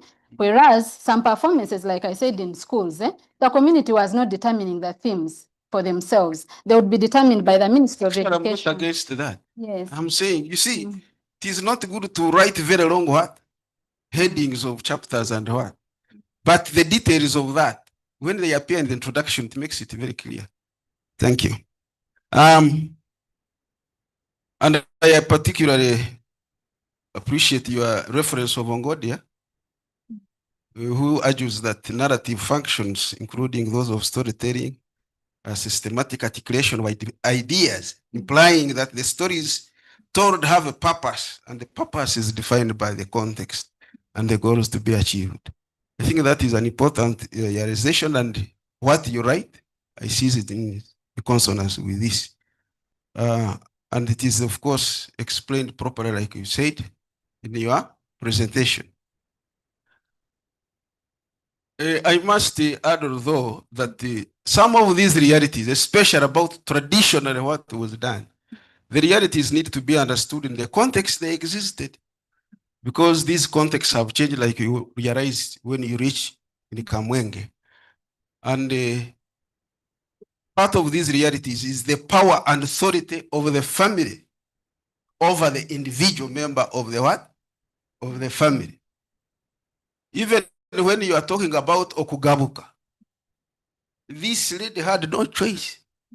You can't say no, because if you don't go, they will also not get another one.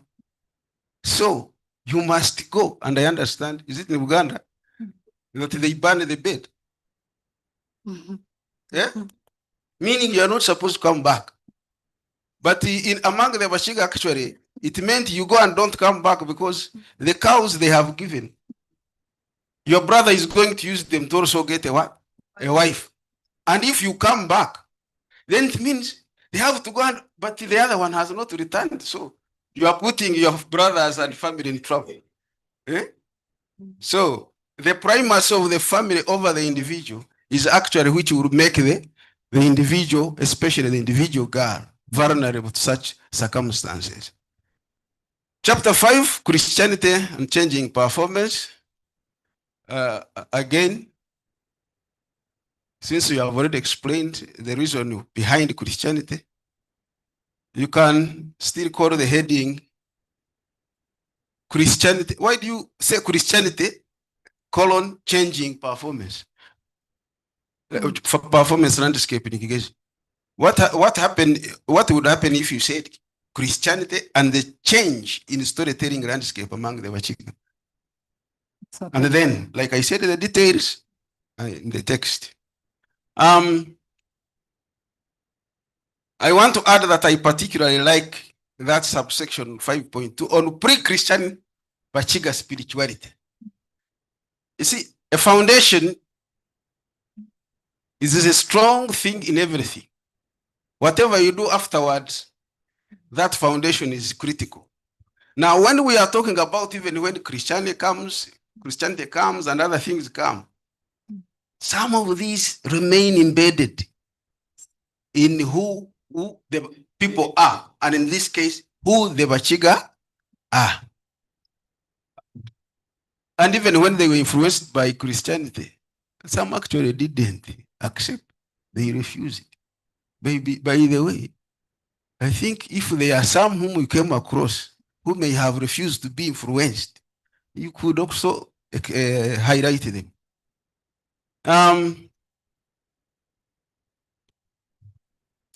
Now, chapter 6, Bakiga performances in the age of Western education.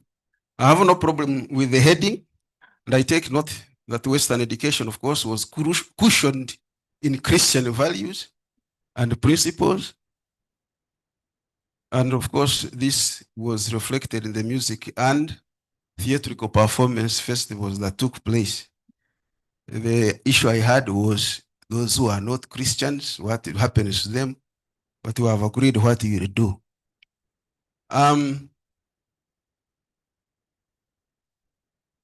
But still, you need, in your explanation of that, you need to take into consideration that while Christianity was a dominant influence, the less dominant but prevailing influences need to be recognized. Otherwise, I think it was fairly written.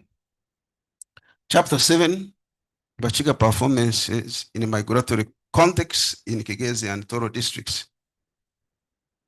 This is advisory. Suppose you had your chapter heading as adaptation of storytelling to migration contexts. That one is yours to decide, not mine. Now, on page 21, you stated that generation of academic knowledge often privileges perspectives from political and cultural mainstream. As a result, peripheral communities are usually overlooked or misrepresented in prevailing narratives. If this is correct, what happens when you meet a participant that tells you or gives you information that is not complete, or maybe it is a misstatement, how do you make sure that actually you get complete or full information? Okay. In that context, if there is room, you do further engagement with that participant. In case there is no room, you make use of other possible participants or methods that can give you that insight that you missed or that was not complete. Actually, why I'm raising this is because of that story of Nyansi and Nyansi, Yes. which I saw was even adapted to a different place. But what you are saying there, I think in my childhood, I also had it. But it was not Nyansi. It was not Nyansi and Nyansi. It was Munyanya Malebe. And actually what happened did not start with these two as orphans. They had parents. But this animal came and killed the what? The parents. And after killing the parents, the brother now wanted to protect the what? The sister. And would tell the sister, please, don't open for anybody except what? Me. And when I come, I sing a song before I open. Eh? And then for us, we knew, Munyanya malebe nyigurira. Munyanya malebe nyigurira. Ndesraka tutunakao. It would actually be saying the things he has brought. Then the other one would open. Then now the animal started what? Is that mimicking or what? Eh? Yeah, mimicking. Yes. The voice of the brother.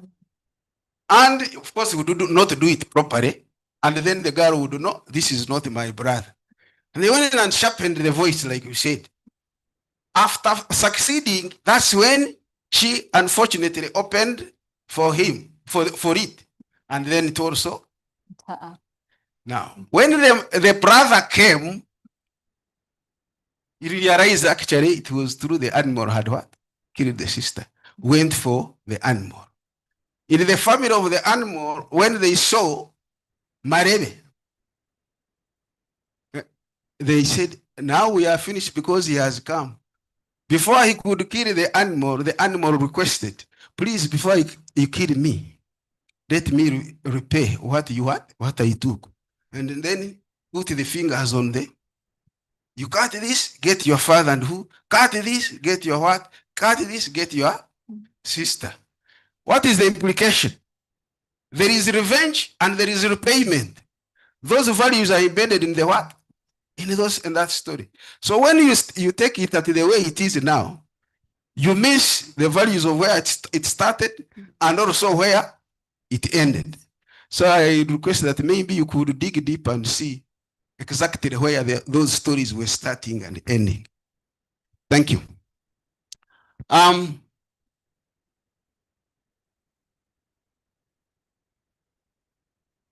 Some of these are the words you are using. Haka haliho, hakaba haliho. Which one is correct? No, that is the influence that is in you of the Runyankore and what? So please work on that. Otherwise, as far as chapter 8 is concerned, I think it includes more things than the conclusion. Maybe you could call it conclusion and recommendations. And I appreciate your definition or description of your contribution. But I think you also need to position it within the current structure, especially in urban settings, where we no longer hear these stories. Instead, children immediately from school or where cartoons. So you could craft something on that, around that.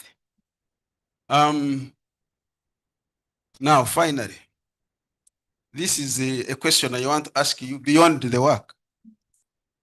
If you met Eddie Kenzo, Senior Presidential Advisor on Creatives, in a lift, and he gave you an opportunity of only 3 minutes to tell him what needs to be done to increase the relevance and potential of the creative industry in Uganda, what would you tell him? I would tell Kenzo that the richness of culture is embedded in communities, and that the artist today, the contemporary artist, needs to embed themselves in the life of the community for a sustainable industry that cannot be overtaken by anything, whether technology or other things. It would be sustainable that way. And that will take us back to storytelling and ensuring that what we do is a manifestation of our identities in terms of expressions. Thank you. Thank you. Now that's what I had for you, Ms. Lillian Mbabazi. Thank you for your doctoral work and your ability to respond to our engagement. I was told by my doctoral supervisor that the doctoral student is the expert of his or her work. So my responsibility was only aimed at helping myself and others to come to the same page with you. I wish you all the best in the next step.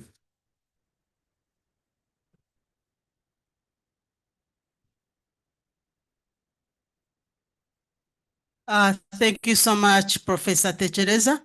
Thank you so much, Lillian, for responding to the engagement. Actually, it was good. Professor Techereza, I knew you were Muchiga, but I didn't know that so grounded like that. That was wow. That was good. Thank you so much.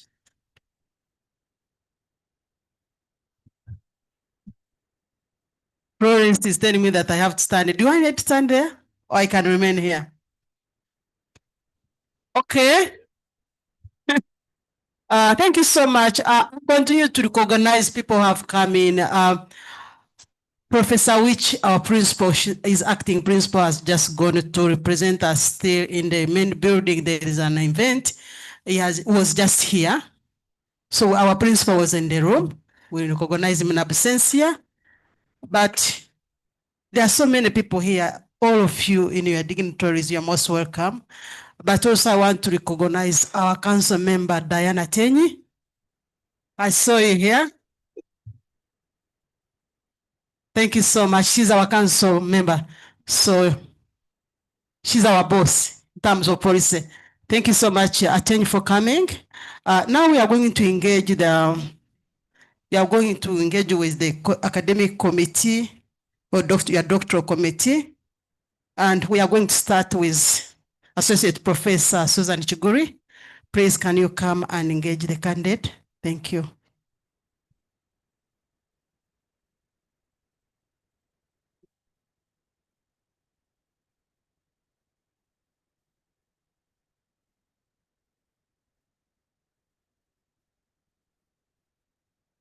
Thank you very much, Chair. Thank you very much, Lillian Mbabazi. Thank you for so ably presenting your work to us. Thank you, Professor Techereza. I think this engagement has preempted any other questions that I would ask. And so I'm going to ask only two questions. Also, given that I see that you are extremely articulate and know how to navigate questions. So mine will be only two. The first one being, what do you mean by story and storytelling forms?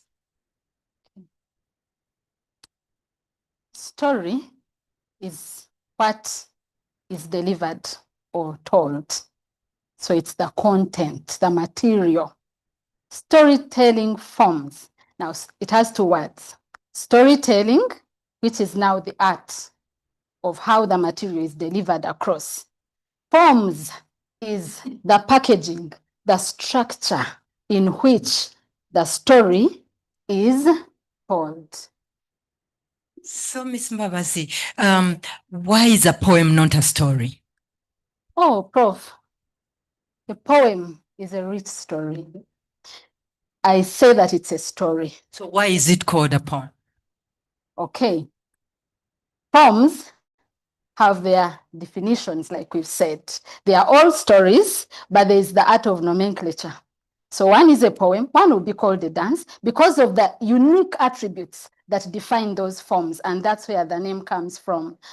So if there is a unique attribute, that means then it has to be distinct, right? Yes. So could you think about what story is and what makes narrative narrative and not any other form?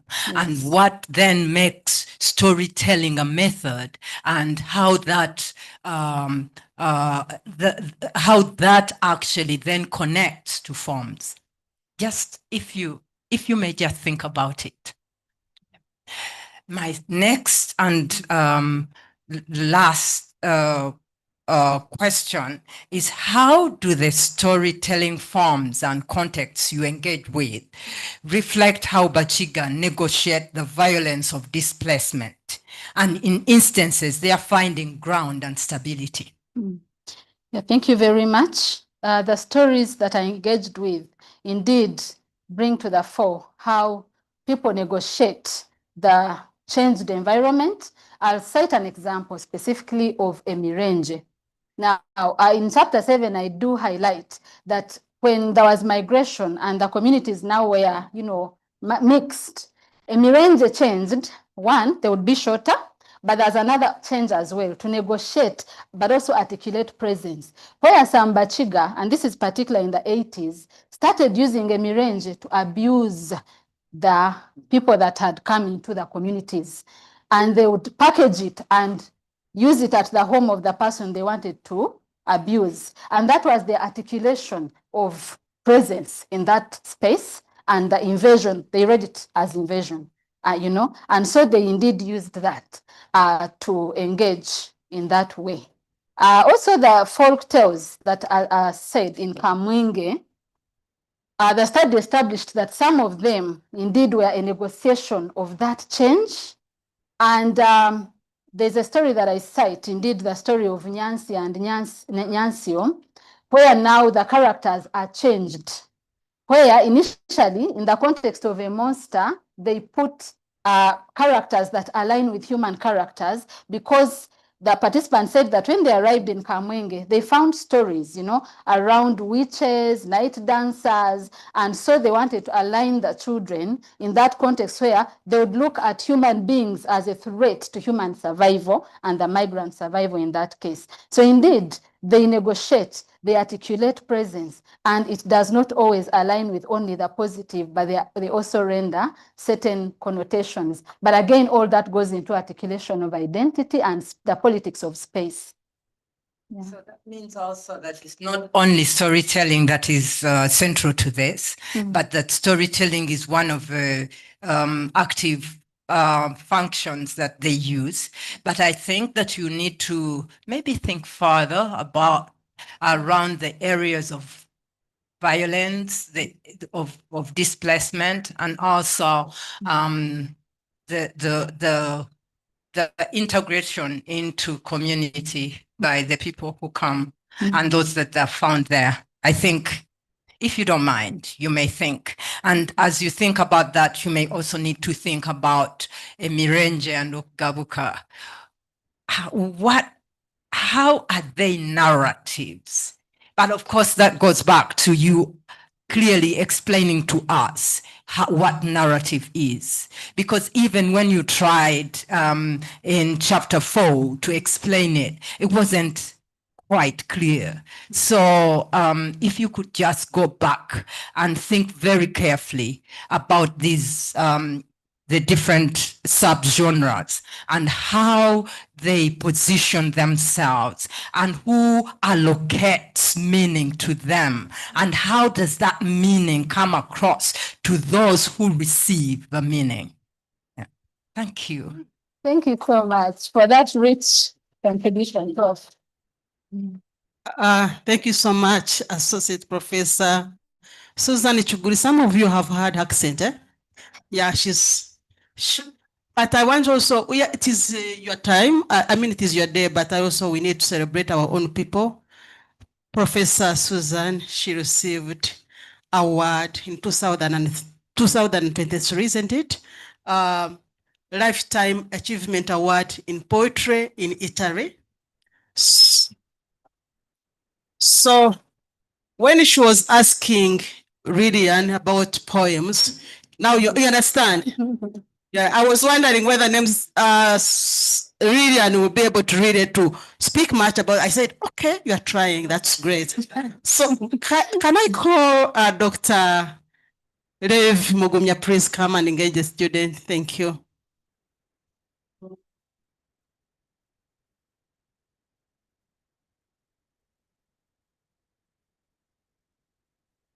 Thank you, Chair of this Viva Voce. Congratulations, Lillian. Thank you, Doctor. I think you have come a long way to this stage, and you deserve, the congratulations. Just a few observations to help you improve on your work. And I want to reiterate what the critical reader said. If you look at do you have your book? Yes, please. If you look at your title, it says Storytelling Among the Bakiga of Uganda, Changing Form Applications and Performance Contexts from 1930 to 2000. So I suppose you collected data, or the information you looked at was from 1930 to 2000. Is that clear? Okay. Now, where did you can tell us and the audience, where did you get this information from, this data from?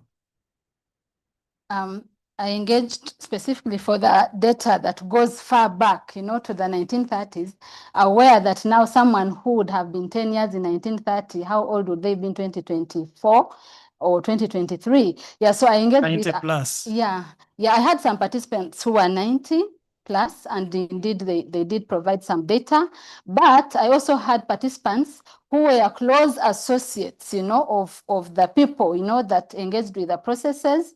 But I also made use of the archives, and I also used documents to tap into that other knowledge that was difficult to trace in terms of the memories of the participants, and also availability of people, because people pass.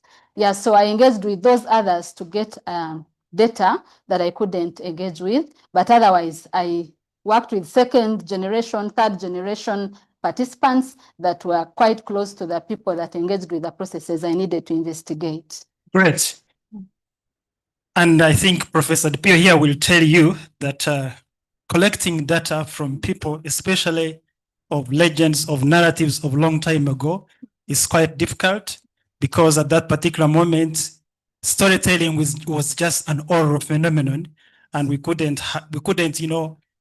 archive or write down some of these stories. And indeed, when we look at your page 85, and you also say that you accessed online sources, and you mentioned the YouTube, and you cite this challenge that recordings of performances from the 1930s to 1990s were untenable because there were no recordings at that particular time. And I'm tempted to think that what you present, the data you present from the 1930s is not authentic, because you are relying on second generation, you are relying on the YouTube, you are relying on, and indeed, Professor Techeza was telling us that this story of Nyansi seems to have changed. So how do you convince us that the data that you claim to date as far back as the 1930s is authentic and genuine, not something that has been changed? Thank you very much. I do not agree that what I present as to be of 1930 is not authentic. How do we research into history? Oral traditions, narratives take us into the idea of what happened in the past, and engaging with the kind of design that I used, phenomenology, it prizes lived experiences. And if I engaged with somebody who was a second generation participant in this case, and they were probably moving with their father as they were engaging in different spaces or performing the stories, if they relayed that information, I thought that it would be unworthy for me to doubt something that is said, and remember, I'm not using one method. And if you realize, that's one of the reasons I engaged with various methods, to be able to corroborate information. What is said, what is written here, what do I find that is replayed? But again, what Professor raised also takes into the consideration the topic, that all these stories are changing. You might even find out what he thinks is the story he had was a second story from another one, you know, and that again takes us to that argument. So do you recognize that in your work? I need to do that. I Okay. agree. So now I can take you to the findings chapter, and I was particularly intrigued about the Emilenje. I think this is something, the first of its kind. I have not come across any study that has written about Emilenje and Ogabuka. And I wanted to know who performed Omulenje. And of course, indeed, you said these were people, these were households, the men, not the women, I guess. Okay, they were men. Did all men perform Omulenje or Emerenje? Now, let's first go to the understanding of a man. So a man would be understood in the context of being able to have a family. So the males would learn Emirenje, all males, but they would perform them according to the data that I got when they got into families. And as they were going back home, whoever wished, because performance is a choice, whoever wished to perform Omurenje would perform it. But there are indeed some people that say that they never performed Emirenje. Again, aligning with the fact that we are dealing with Christianity. The revival came into Kigezi in the mid-30s. So some people detached totally. And before Christianity at that particular moment, before the change.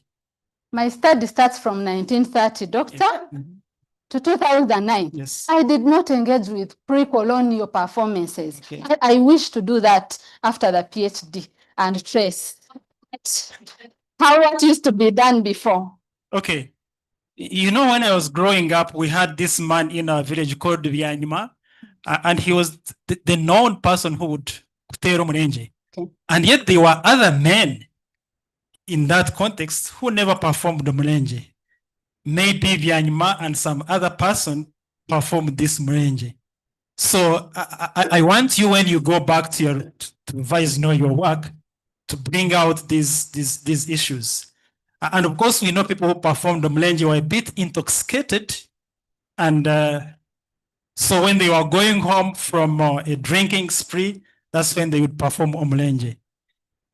Now, finally, and related to Omulenje, and I think this also goes to Ogabuka, somewhere you bring in the gendered imaginaries and power dynamics. And I had pointed out this. I don't know where it comes from. I do not see it in your objectives. I do not see it in your background, but it appears here. And I wanted to know, in this Oktero Mulenje, of course, you ably explained, but I think there were other things that were left out. When this man was Oktero Mulenje, he would even talk about, his exploits, his cows, his clansmates, his age mates, and other things that he had.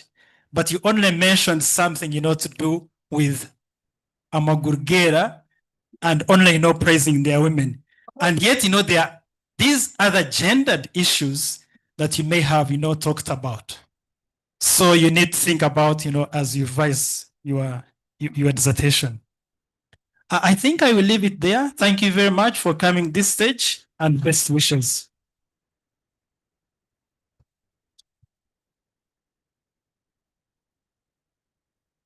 Thank you so much, Dr. Levy. This defense wouldn't be going smoothly like this if we didn't have assistance of Florence Viriga, our registrar, organizer, and Farouk Lule, who is our technician. Thank you so much. Sometimes we call him Dr. Farouk and Dr. Florence. Okay. Can we have Dr. Makwa please come and engage the candidate?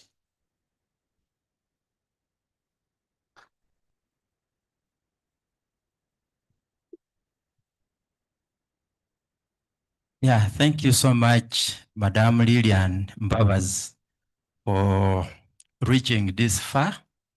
I am one of the people who read your work from page to page, and I must say that you have a very, very bright academic future. Thank you so much. I had 4 questions, but let me ask 3. The first question is about the concept of liminality. You use a lot that concept, and you quote Shekina. I also read it from Victor Turner when he was talking about the rites of passage. Victor Turner also picks it up from Van Gennep, 1960, and Gennep talks about 3 stages a ritual subject undergoes. And he mentions what we call the preliminary stage, which he calls separation. There is also liminal and the post-liminal, which is the social reintegration stage. So much as the liminal stage is clear in your work, I'm getting confused where I can get the post-liminal and the preliminal. So is it possible for you to clarify a bit about that? Thank you for giving me this opportunity to talk about this. I engaged with Professor Techereza's article on the marriage of the Bakiga, where he ably gives us the various stages in the marriage process. And I think there are 10, and that's where we locate that. So before the stage of the liminal phase, which is now seclusion and what happens to the bride and the kugabuka, there would be the preliminary stage indeed, as you put it, Doctor.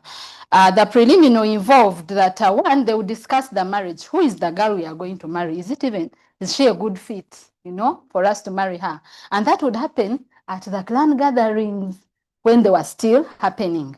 So the men of the clan would discuss. And then they would also send somebody to do oktata, to spy, if I may get a right word there, to spy. So if they say, we want to take Mbabazi, they would go and observe Mbabazi. Does Mbabazi have the attributes? What is the home like? Do they have cases of problems that we don't want to bring to our side, And then after that, they would send a mediator, if I may use that word, to go there. So that was the preliminary. And then they would go to the liminal. Now the reintegration stage. Did I get you right? Yeah, the post-liminal. Yes. So after the girl would be married, they would now do some processes to reintegrate her as a wife. One, they would also put her in, if I may use that, seclusion, okwarika. So they would not allow her to do work. She would be doing simple work inside the room where she would be kept. And that was in her mother-in-law's house. And after that, they would do a ritual. They had 2 rituals. I can't quite remember the first one because I'm not an expert of rituals. I have to declare. But there was one where they would go back to the family of the bride and they would perform some rituals to allow her give birth. Yes. And then after that, they would do the other one where they take her out now and she can be able to cook and dig. Okwarura. Yeah. Okwarura. Yes, that is okwarura. Yeah. Yes. Okwaruka. Okwaruka, yes. Yeah, so that is the reintegration. Thank you. Thank you so much. I hope you will try to make it very clear in your work like that. The second question is about literature review. And I think you have very significant, very good literature. More importantly, I liked the way you talked about the Bakiga, how people have written about the Bakiga, and you create a chronology of issues. And you talk about scholars like Nkologoza, Keremere, etc. But I see that you are trying to show the trend of scholarship on the Bakiga and their culture. But I'm trying to see where does your work sit along this kind of trajectory? You are trying to paint a certain picture, a certain trajectory, but I'm failing to locate your work along that. Thank you very much. There's a lot of literature indeed about Bakiga, but I'll focus majorly on what is around culture. So Ngologos does engage with culture, looking at the social structure of the Bakiga and the practices, but there is a gap in Ngologos' work.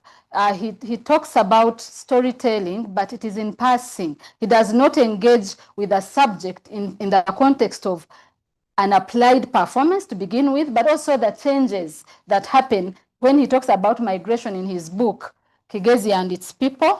He does not talk about what migration does exactly to the culture. He just talks about language, that migration changed the language. And in fact, he reminds them that even if you move, never forget who you are. And for me, I think who you are is not just language. It is also performances, because performances are an entire ecosystem of a life of a community. And so my work gets in there and brings that to the conversation. For Karemera, he does elaborate work. He has compilations of stories, written stories. Now my work focuses on the performed, not the written, because when art is performed, it renders different interpretations and meanings, but also Karemera does not trace the changes and continuities in the three contexts that I use as my units of analysis. Thank you, Doctor. Okay, thank you so much. And lastly,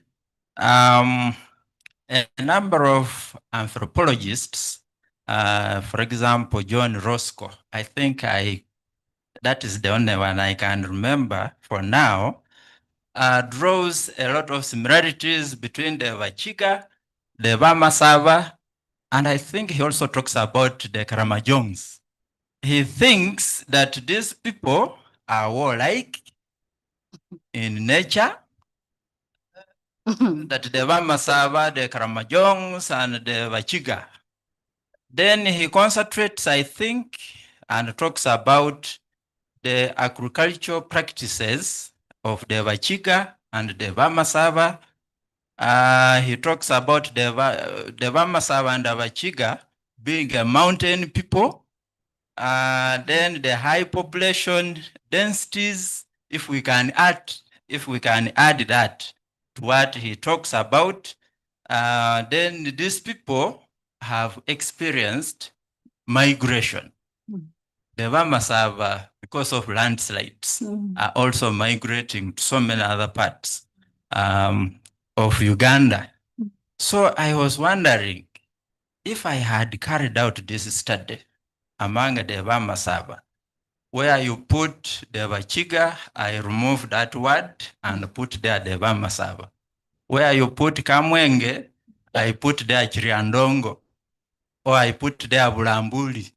Where you put Chichiga, I put there Chikisu. Would I be having the same results as you did? Okay. One, I think you're referring to the notion of transferability of data findings. Looking at the design that I used in my study, which is the phenomenological design, it states that reality is subjective. What is true to me may not be true to you. So in that case, you may apply what I engaged with, but I can't guarantee you, Doctor, that you will get exactly the same data that I got because of the design. However, my study has elaborately done thick description in the methodology, and I'm sure you can appreciate it. Two, I did audit trail where I detailed all the methods and the choices I made. So if you are to follow those very methods, the choices and the sampling that I used, you may get something similar, but again, I can't guarantee exactness because of the nature of design that I engaged with. Thank you. Yeah, thank you so much, Madam Lillian. And by the way, in Bududa, where I come from, there are two places. One of them is called Buchigai, and another one is called Bushika. So you should come back home.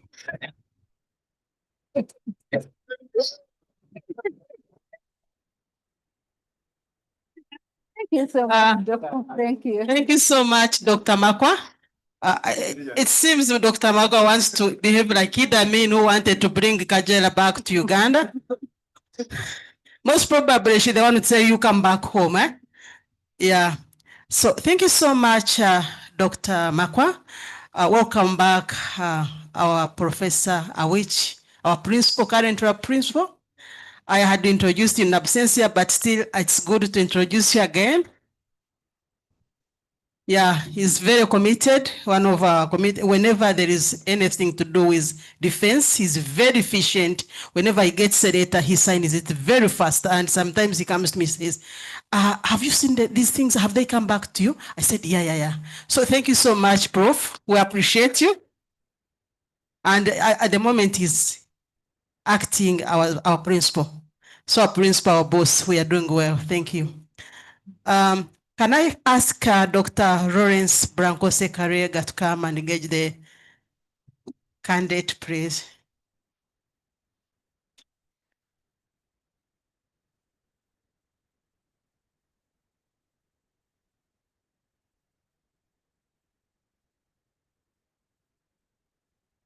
Thank you, Professor. Madam Lillian, as we commonly refer you to, I think that's going to stop by the end of the day. I pray we replace the madam to doctor. It's a good prayer, right? Yeah, okay.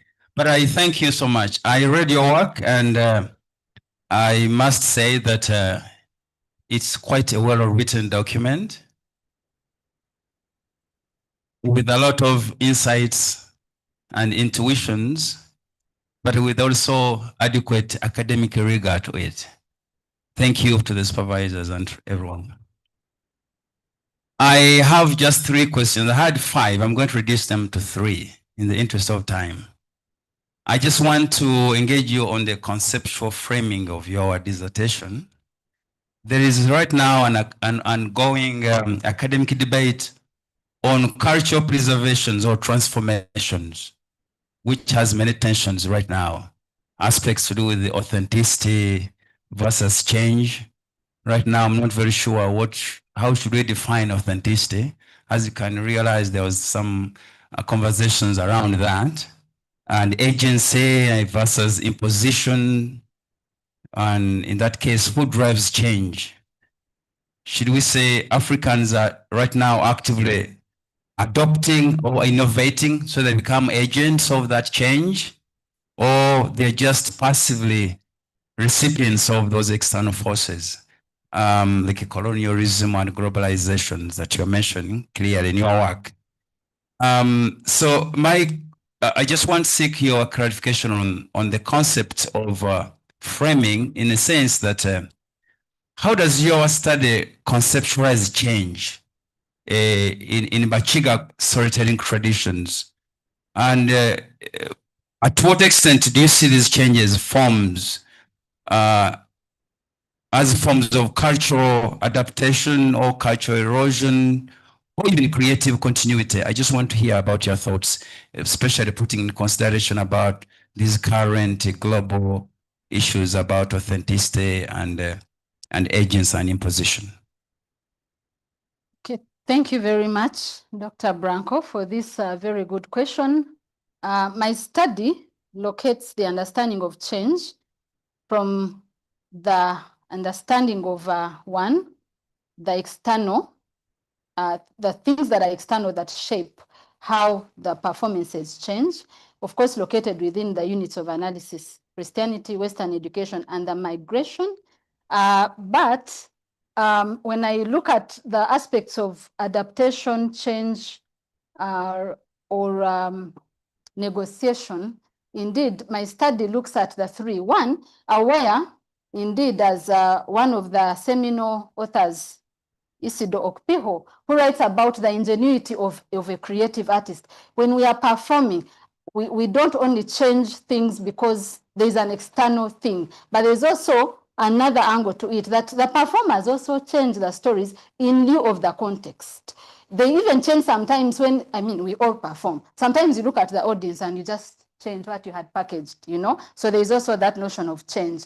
But the focus here for the study, I locate it majorly on the 3 units of analysis and how they shape the change. But within that, again, I am not blind to the fact that some performers do change because performers change according to context and audiences. Thank you very much. That was very insightful. Of course, I realized that change also, the external factors, not just the region, but also the technology, which of course your work is now beyond that scope. But it's an interesting... I'm interested in doing it for a postdoc. It ought to be great, yeah. That'd be great. A postdoc already, right? Good.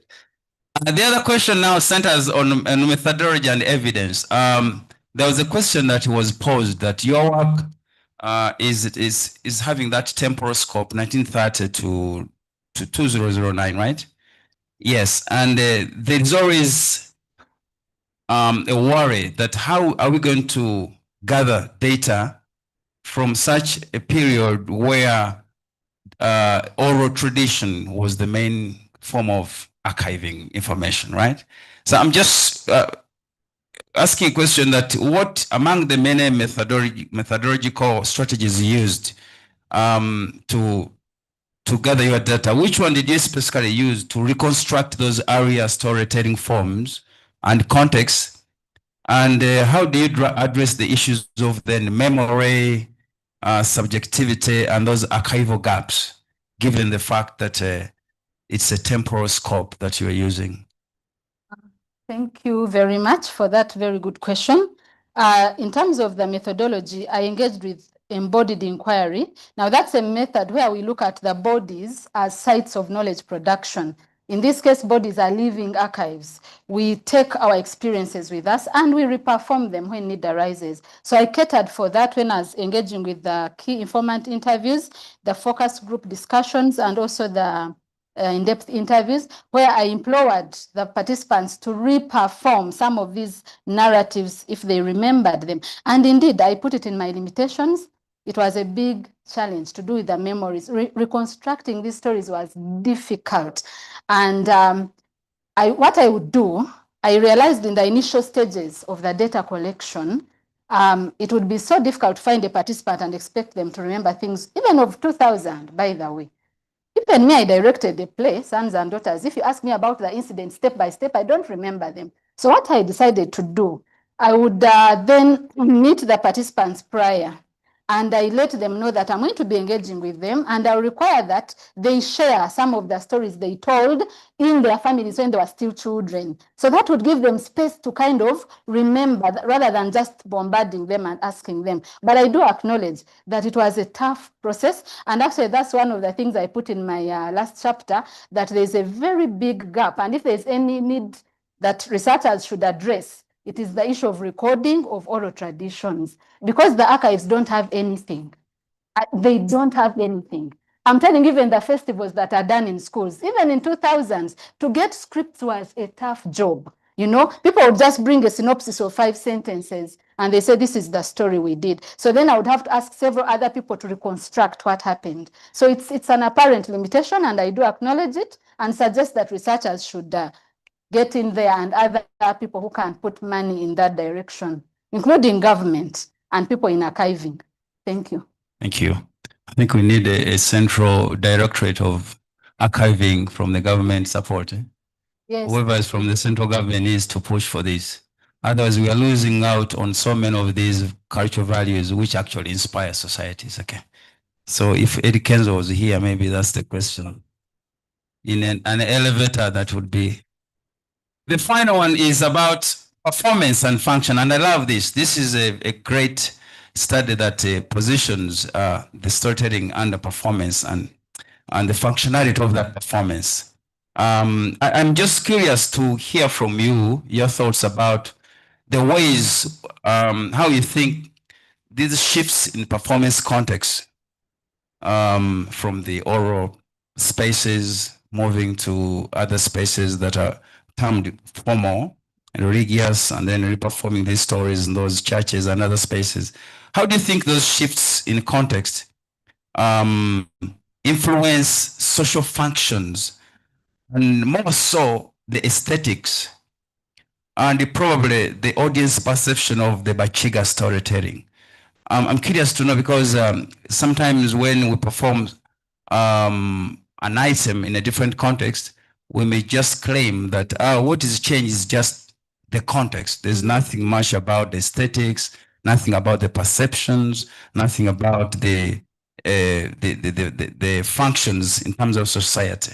So how does your research speak particularly on those shifting performance contexts and their impact or effect on the social? Thank you very much. I do acknowledge that indeed, when the performances change and go in different spaces, a certain life of that performance is lost. Not everything is taken. For example, the stories go to schools in the classroom, but see, they are using them to teach Ruchiga. So the other functions around the storytelling that we are very rich are not engaged with. There is no post-performance discussion in that context, for example, that would cause for a reflection on some of the values that would be embedded in there. So they only focus on the vocabulary, they draw pictures of some of the words that stood out, and that definitely changes. So as the stories change, also the functions change, and I do raise that in my work, in the different discussions. When you go to the churches, the stories are being used within a Christian framework, being detached from the other several lives that were surrounding these stories. So yeah, I do acknowledge those issues at the end of each chapter, actually. Those issues are raised there. And in your opinion, is that a good thing or something? It's not a good thing. It's not a good thing. And that is why I say we need to revive the community engaged storytelling. Because even when these performances are changing, yes, they change and they play a function, which is positive, but there's a lot that is lost. And that's not identity. Our stories were not only for centering religion. No, they had so many functions, like I've said, and others have died out. So the change it is multifaceted. It can be good, but it can also be very detrimental to the sovereignty of the people. Thank you very, very much. I think I rest my case by appreciating you. Thank you so much, Dr. Lawrence. Can I call Dr. Kagolobia? What is it? Yes, something? Huh? Sick. That would you like to sit? Thank you. Thank you.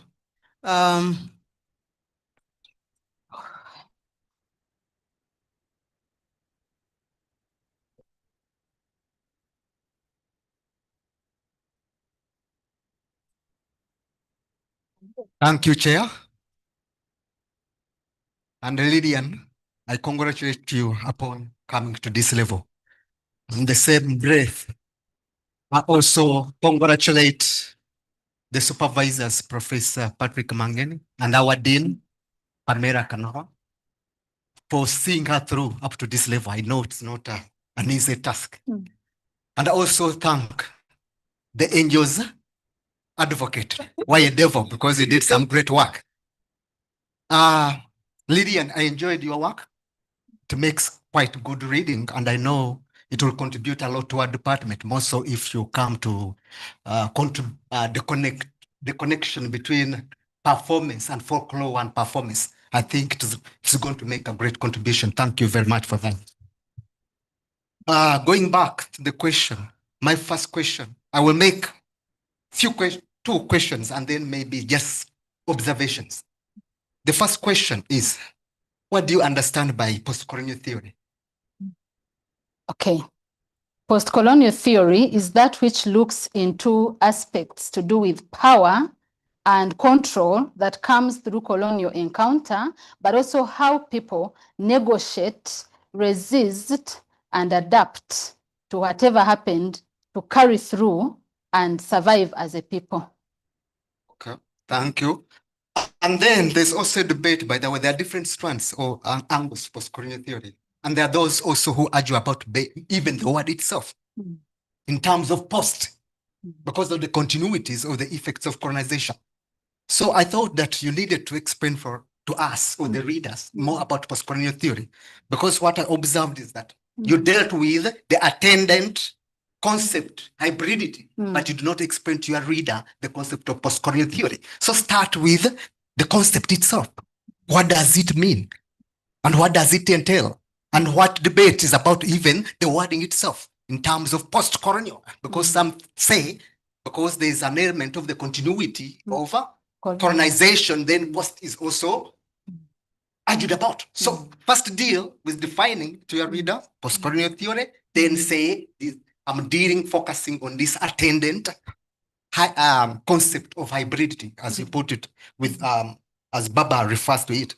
Then I think the Angels Advocate talked about something on page 69, which I also want to point towards. You talk about dealing with performers, both mainstream and then home-based. But we don't see the home-based. You don't tell us the numbers of the home-based. And when you look critically on your table on page 69, you also don't indicate the numbers of the home-based performers. So I think you should deal with that.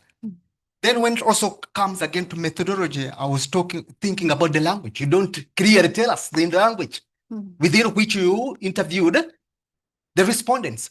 I just guess towards the end that by seeing you quoting some Ruchiga phrases, and then I guess, the language was so clearly stated that the interviews were conducted in this and this language. If, for example, there were interviews in English, you also indicated clearly for your reader. Again, I also observed translation issues because there is, I think, on page, this particular one, on page 133. Let's go to page 133, translation. And as the Angel's opponent said, challenges of translation from one language to another to some extent, but this one was particular. There's where you say, I think, was it something, I think. There's a where the girl says tata yanje tuwaryan nte wandi. Look at the translation. And if we get the total meaning. I hear you, Doctor. I hear what you're saying. I see what you're saying. And yet you are talking about that the young girl was speaking to power. And what does that imply? You look at that translation and then also get to us the implication. I thought that maybe here the young girl was projecting the father as a greedy person. Is that clear? And if she was commenting about maybe dowry and the practice of dowry payment, that was the impact of this. People are looking at the cows, but not looking at what? The individual. The individual. But also the proper wording. Then my last one, I think, is where some writers say that culture is in a place. Culture is in what? Is in a place. And I was wondering, given the concept of migration to other districts, say Kamwenje, Ruchiga, and whatever it is. And in most cases, when we're talking about folklore, and we use a lot of imagery referring to both fauna and flora. And you may find that maybe in Chiges, there were particular animals and plants they used metaphorically in those stories, which were not in these other regions. So how did they negotiate that? And did the stories change, capturing new animals and plants within Ruchiga and all that? Think about that. Otherwise, I appreciate your work and thanks. And I know to make great contribution. Thank you very much. Someone in the audience is saying, wow. Thank you so much, Dr. Kagorobia. We are going to have Dr. Milton Wabiona. Please come and engage this candidate.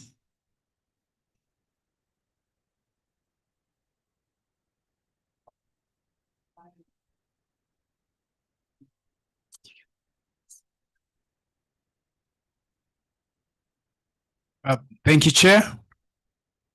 And Lillian, congratulations for this far. Your work is really engaging. I would like to start with your abstract.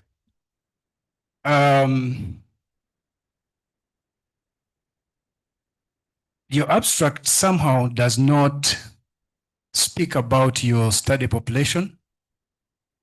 And there's a saying that the profile of your sources speaks a lot to the quality of your research.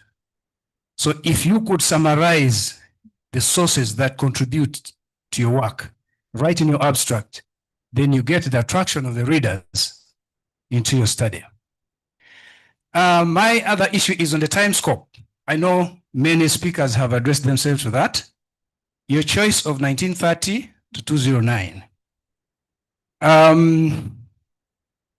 I did not clearly get the justification for this timeline. Thank you for bringing this up. 1930 becomes significant in the history of Kigezi. One, that is the time when Bakiga get local governance, beginning with the appointment, of the Gombolola chiefs, with the Ngologozas and the rest. Initially, Bakiga were managed by Baganda agents, in the earlier colonial period. And then from there, they went into management of under the Baziba.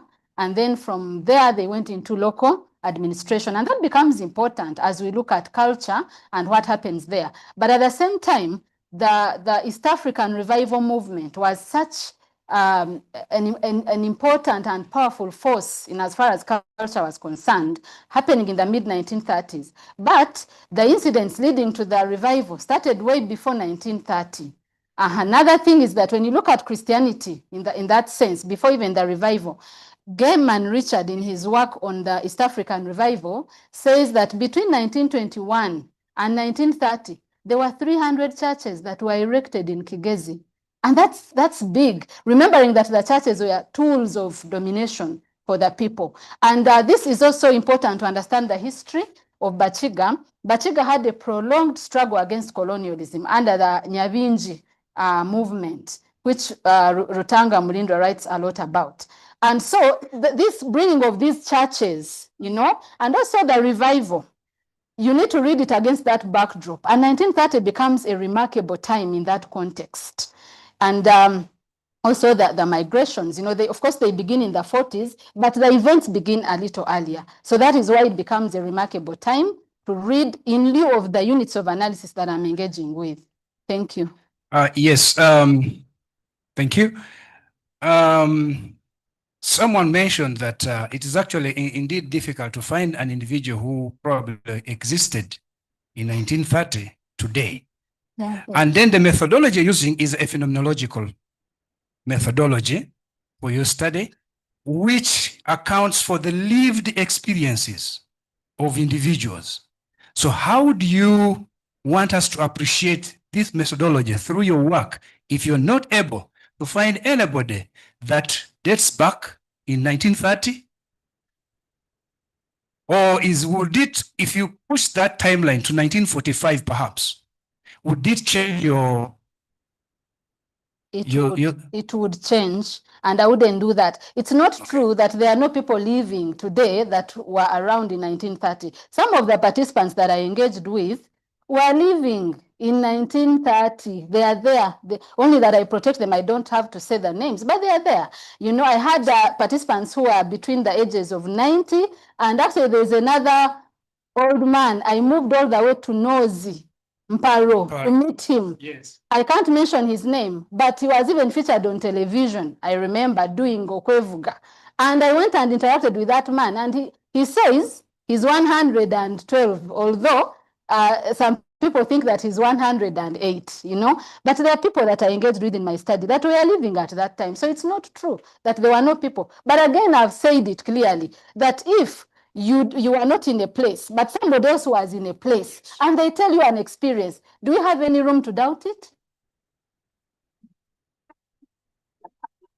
Thank you. Now, this is not just for you. You have mentioned that you actually found some individuals that as old as that. And I think somewhere in historical research, it allows identification of sources. Yes, historical research, because it helps us to appreciate the historical methods, phenomenology, because how do we appreciate this individual who is masked behind a pseudonym? And somehow we can actually doubt that what you're saying has not attributed to this person. That's why history historical research gives a waiver in identifying the sources because we want to interact with those events from the source that experienced. Thank you very much for raising this. This will guide the discussions for the panel. Why? Thank I you. did not put pseudonyms. I put only one name to help people to trace. I've told you these things are not in the public domain. So when I use one name, they want me to hide people. So if I hide people, how will you go there and you trace and even validate what I'm saying? You see? So the name that I used are one name, and you can actually trace. And if historical research does provide for this, and knowing that my study is historicizing performance, then my use of one name is justified. Thank you. So this is an institutional matter. And we're glad we have a historian who is leading the school. My next issue goes to Okugabuka. And you realize that when you presented, in your presentation, you did a performance of this Okugabuka. And you realize that the reaction in the room was extremely different. But in reading your work, I could not interact with that kind of experience, the performative experience. I only see the narrative. And yet I see that these Okugabuka experiences have got the rhythmic and melodic expressions. How did you provide them for them?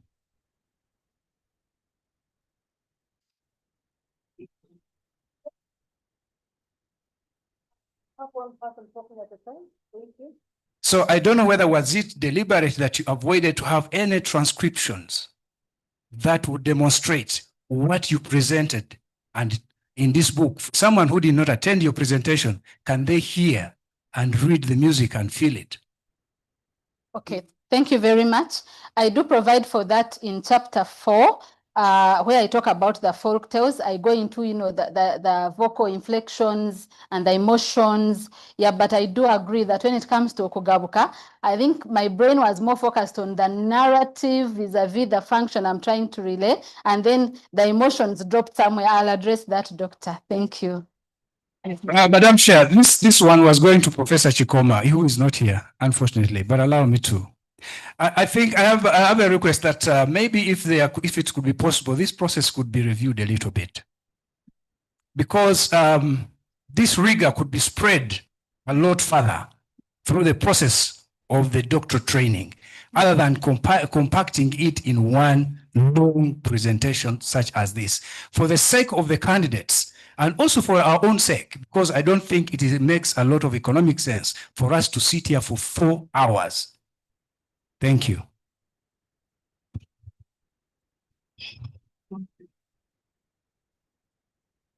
Okay, thank you so much, Dr. Milton. I like this academic engagement, and I like your level of confidence says no. That's how it should be. But one of the things, this academic engagement which we are having here, this is what we should be instilling in our students. Let's not our students be yes people, yes, yes. Engage them, let them challenge you. I like the way you said no. You understand, this is your work, you understand? Yes. I love it. I wonder I said this is how it should be, and it has nothing to do with our feelings anyway. Kindly, can I ask Dr. The last one is Dr. Charles Brekwa. Please kindly and engage the student or candidate. And let's keep in mind of the time, please.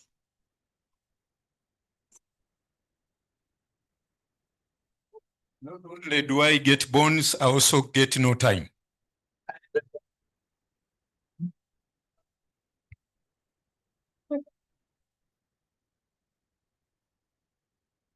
It's fine.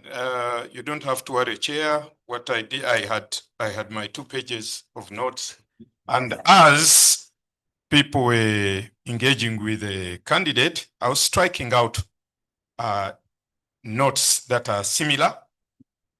I don't like the opponent very much for having stolen plenty of my notes. But it's the first time I'm meeting him, so Yeah, I think it is a fair presentation. Now, I want to do something slightly different. I want to give you flowers first.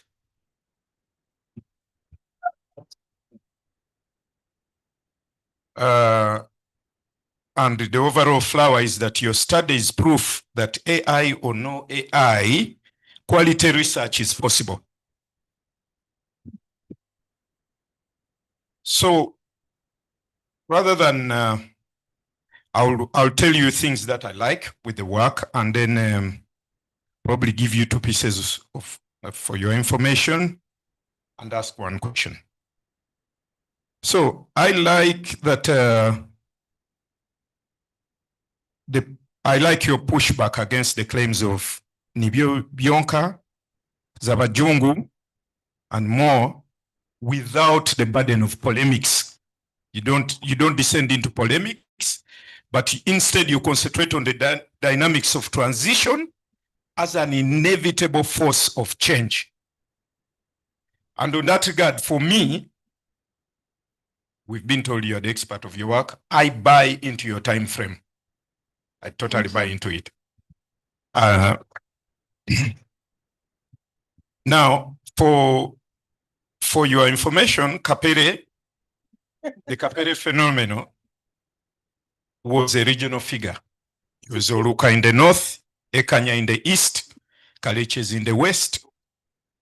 And with the development, this character was thoroughly exploited as a trope for humor by people like Alex Mukuru in 30 Years of Bananas and Christopher Muchibi.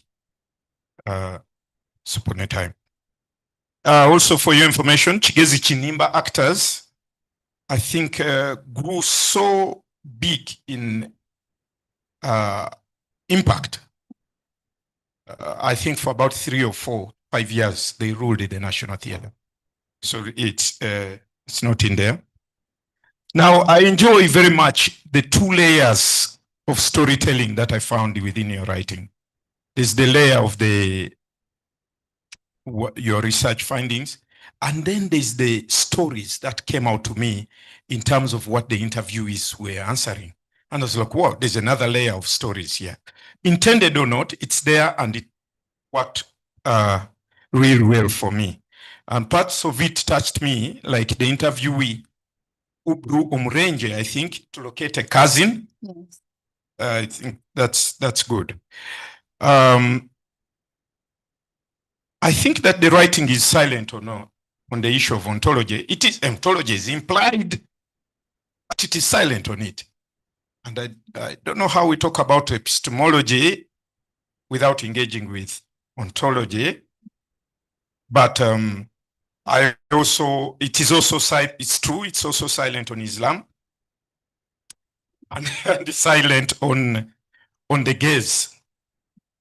Yeah, on the gaze, because when the archdeacons are presented, you quote the archdeacon, and it's as if he were, pro the Chiga people, but the quote shows finally he's condescending. He has a very condescending attitude, and which for me then would raise the question of critical analysis.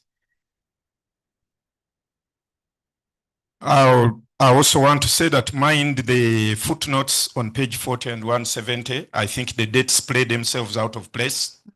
So they move themselves from the past into very recent. I noticed that, sorry. Okay. Now, whereas, and I'm coming to questions, whereas the introduction leads us quite well into the focus of the research, I think the conclusion seems to be hanging. So consider giving us closure.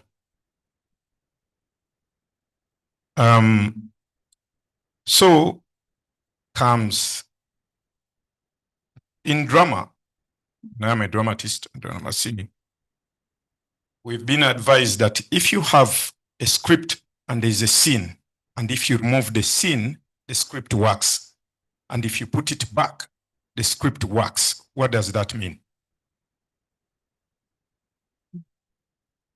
I'm asking, what does that mean? if I have a script, there is a scene 3 out of 5. Yes. But if I remove scene 3, the script is stable. And if I put it back, the script is fine. What should I do? Okay. What should you do, or what does it imply? What does it imply? Okay, it implies that performance and what is performed is also determined by the teller or the performer in this context. So there is this interplay between the performer and what they choose to relate to the audience. And once they do it, that's what the audience will receive. And that again goes into the idea of the changes, that they are defined by a number of factors indeed, not just a few, but also the performers define. The audience also defines, external factors define. So that's what I would make out of that statement. Okay. I hope I am with you. Yes, we're okay. Now there's a school of thought that says that it means that scene is unnecessary. Really? Now. Yes, that's what it means. The scene is unnecessary for the script. Therefore, there are perhaps things in the writing that from all the way from acknowledgements to indices and so on, that if you removed, your dissertation would be stable. And if you left them there, your dissertation would be okay. Then the performer determines what will stay. And last question. Let me phrase it as a question. So I like your reference theoretically. There's plenty of it. But is there a chance perhaps that it overwhelms your voice? Is there a chance that the amount of referencing of theoretical framework is so much that it overwhelms your voice? You don't have to answer that question. I will think about it in Think consultation with my supervisor. Yes, because I would love to read a dissertation with more of your voice and less of the J4s and the Sheknas and so on. Thank you very much for your work.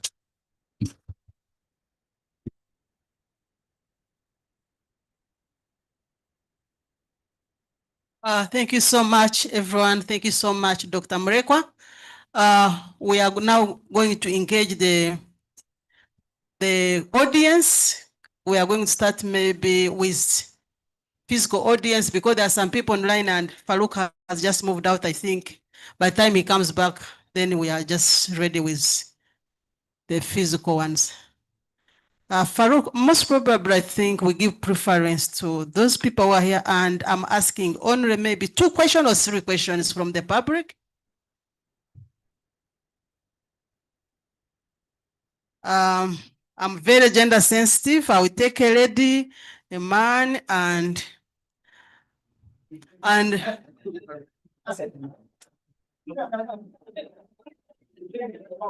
okay.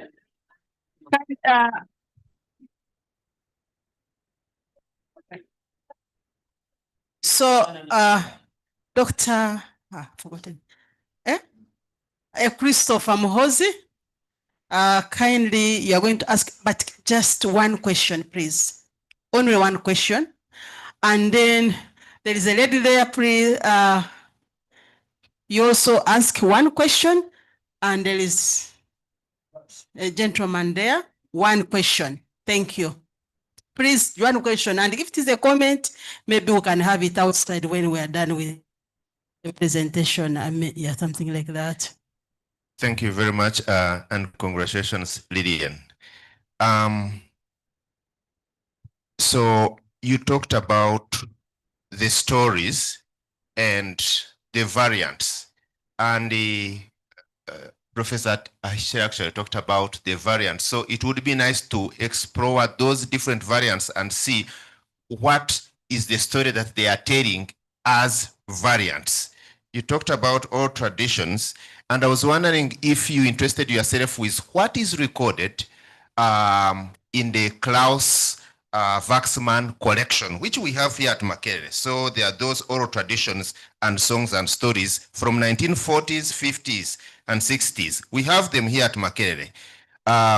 when you say a Muchiga, who is a Muchiga in Kamwenje, where there is a motley of people, of Banyarwanda, of Banyankore, and people would identify as a Muchiga when they're actually not Bachiga. And the last one, performing a Mirenje is quite sensitive to the landscape, the physical landscape of the performance.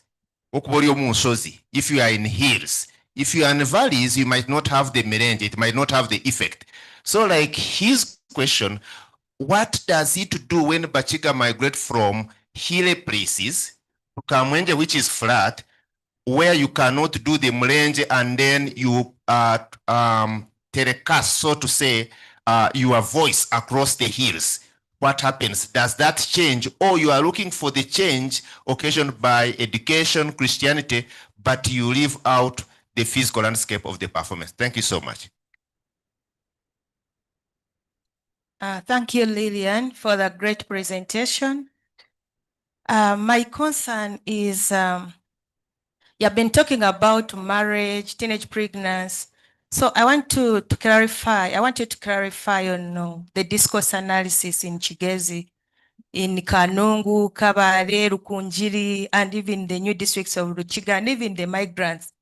What do they say about marriage and teenage pregnancy, especially about the story of throwing girls in each season? I don't know that story. Maybe you can clarify on that. And also, what is that special knowledge that your research is bringing in applied theater discipline? Thank you so much.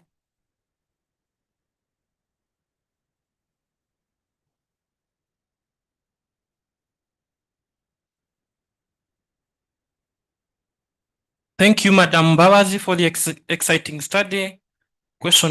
I have a question. Am I right to believe that anybody with the social research competencies, even when he's not a Muchiga, can conduct this study? And therefore, why the Bachiga, as far as your study is concerned? So I expect the answer is not because you're Muchiga, probably. Then to what extent does the study fill the gaps that you cited? And the last one, can you rate your understanding of this storytelling science?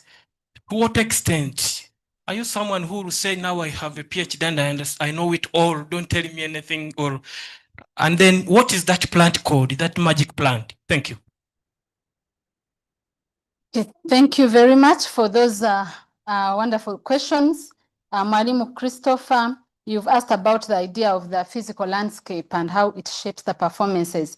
I did not engage in my study. That was outside of the scope of the study. Like I've said, I was focusing on the three aspects. And but I need to also let you know that when the Bachiga migrated to Kamwenge, they could no longer perform a Mirenje. Why? They were detached from the context that they used to perform a Mirenje in.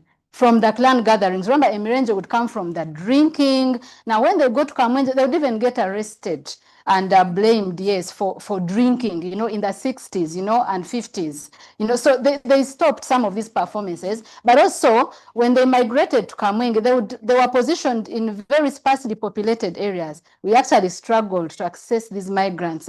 You find one person is, let's say, here, another one is somewhere in near Zirowe or near where, you know, so they were very sparsely populated. So the idea here is that they were performing to let their people know that I am moving home.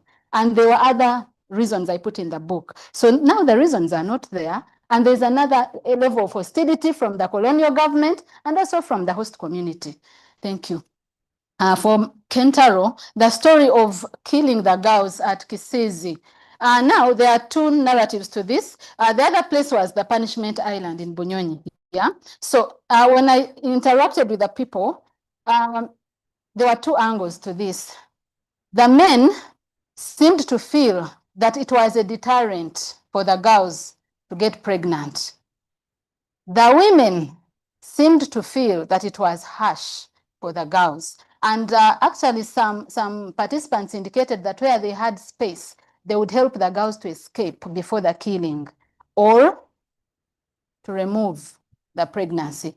before the clansmen get to know that the girls were pregnant. Now, the other one from the men was that there were the men who lived across Bunyonyi, Lake Bunyonyi. There were some clans that lived there. They were actually taking advantage of the punishment, and they would pick the girls for free without paying bride price. So where the families thought they've dumped the girls to die in that island, the other groups across the lake would go and rescue them, and they would marry them. But of course, they would still, they wouldn't fit in their families as one would when they've moved officially and with bride price paid. They were more like abazana, servants, just surviving in these families. Yeah, so there were all these mixed narratives. What is the new knowledge that I bring into applied theater? For the scholars that are in applied theater, a number of times we've engaged with techniques that are highly Western-centered and coming from Brazil, with Augusto Boal, theater of the oppressed, with Paulo, with other techniques from Europe, but we have not given attention to folklore as an applied theater technique. And that is one big thing my study has done. And I hope that applied theater scholars can decenter the landscape and integrate the narratives from non-Western contexts. Thank you. There was a question from the gentleman Walusimbi behind. Can anyone conduct this study? Why Bakiga? Well, not because I'm a Muchiga. I have worked in several communities, but what was specific about Bakiga, certainly looking at the aspects I was engaging with, Christianity, the magnitude of Christianity in Kigezi compared to other contexts was deep. And knowing how Christianity was a tool for subjugation of the common man, that was important for me to look at Bakiga. Two, Bakiga were considered peripheral. One, they didn't have a monarchical leader. They relied on lineage heads. And encountering a force as deep as colonialism without a monarchical leader to, embed the people within that awareness of their cultures was something deep. And I thought, well, let me interrogate this group. How did they manage to sustain what they had to the point that even now we still have it in whichever forms? So that was one of the reasons. Two, Bakiga, the colonial government used Kigezi as a reserve for labor. They pushed them to cotton, plantations, to Kirembe, to everywhere. And probably that explains why Bakiga everywhere, you see? And even the migrations themselves, you want to ask yourself, why push them to Rubirizi? Why push them to Ankole? Why push them to Kamwenge, to North Kigezi, And looking at the environment before colonial occupation of Kigezi, with Nyabinja and Muhumuza, the force that Muhumuza did in Kigezi, you want to think that it was actually a political tool. And even when Gologoza says they were voluntary migrations, they were not voluntary migrations. As the study established, they would just bring a lorry and say, abari kwenda kugenda, muraza kwehanditsa. They don't prepare the person psychologically to decide that I want to go to Kamwenge or I want to go to Ankole. But of course, giving that room for land, and they needed the land. So those are some of the reasons why I focus on Bakiga, given all those political issues. I didn't quite get. I think you are really, yeah. You have done a good job.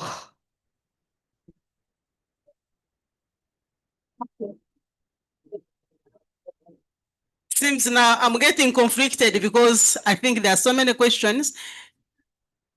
It seems there are no questions from people who are online, but I'm seeing Dr. Mavingo, who is head of department.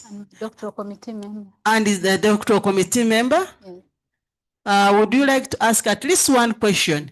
Now I'm your boss. One question, please. If you have something, kindly, even you can just say hello to us.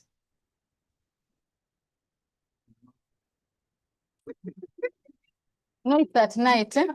It is just morning. Yeah, it depends on the state. I think it's at night. We are going to retreat. Kindly, I'm requesting you to stay. Just give us between 5 to 8 minutes. We should be back here. Yeah. Let's come back kindly.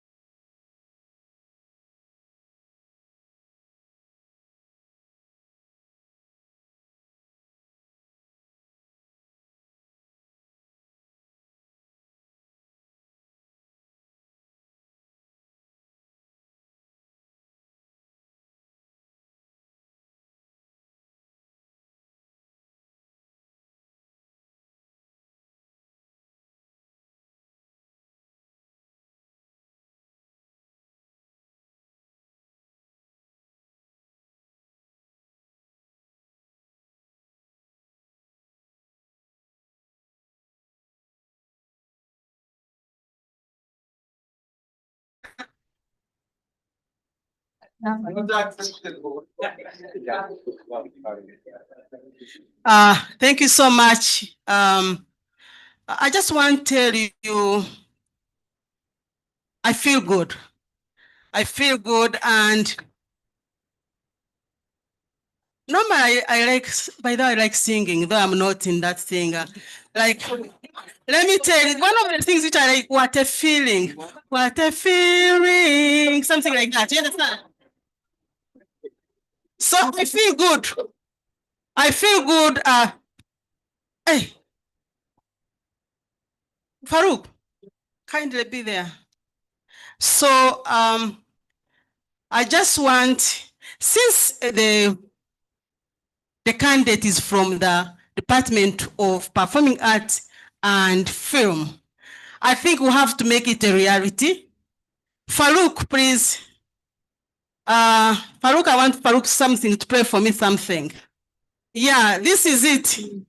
Just Tendereza Yesu, Yesu oli mwana gwandiga, omusaayi gw'okunaziza.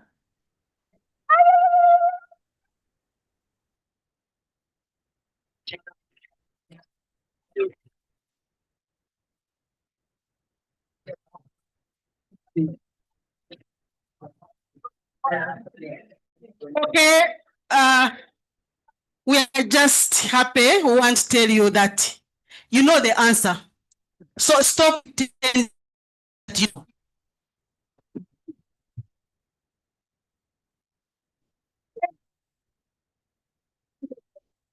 So the panel has deliberated that the candidate has passed with Manya Kumaraude. So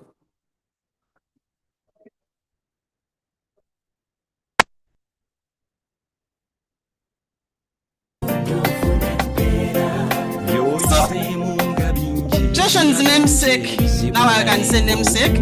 I know my record now. And we are not going to tell what she's supposed to address, but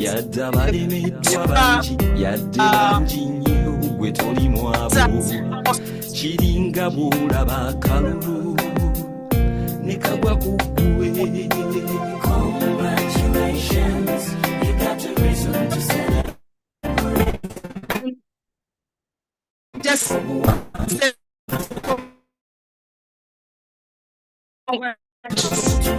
congratulations, you got a reason to celebrate.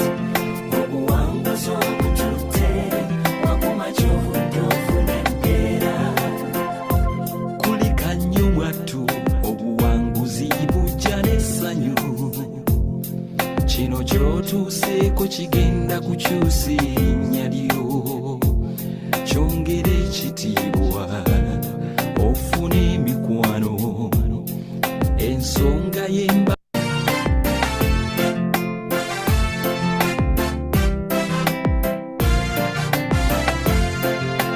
Congratulations, you got a reason to celebrate. Obuwanguzi obutute, wakumachovu tofunembera.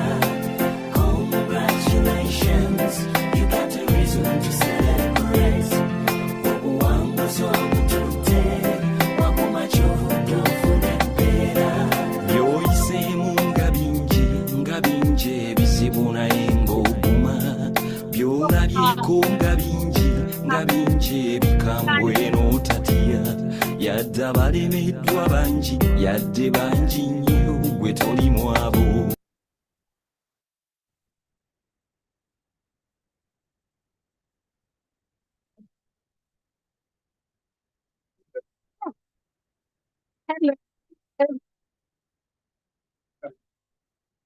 Okay.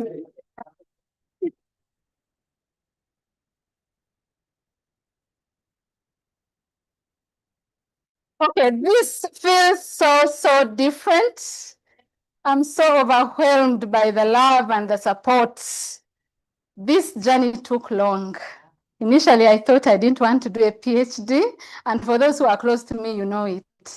But thank you so much for encouraging me to do this. And each one of you has been a building block to this story. Now, allow me to state briefly what I wanted to say. I thank the Almighty God. My story has been of God.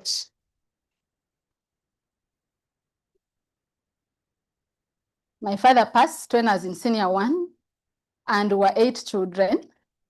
And our mother did a lot to get us to school. And for me being almost an only girl, we were just 2, that meant a lot. And especially in our culture where things are done based on the gender.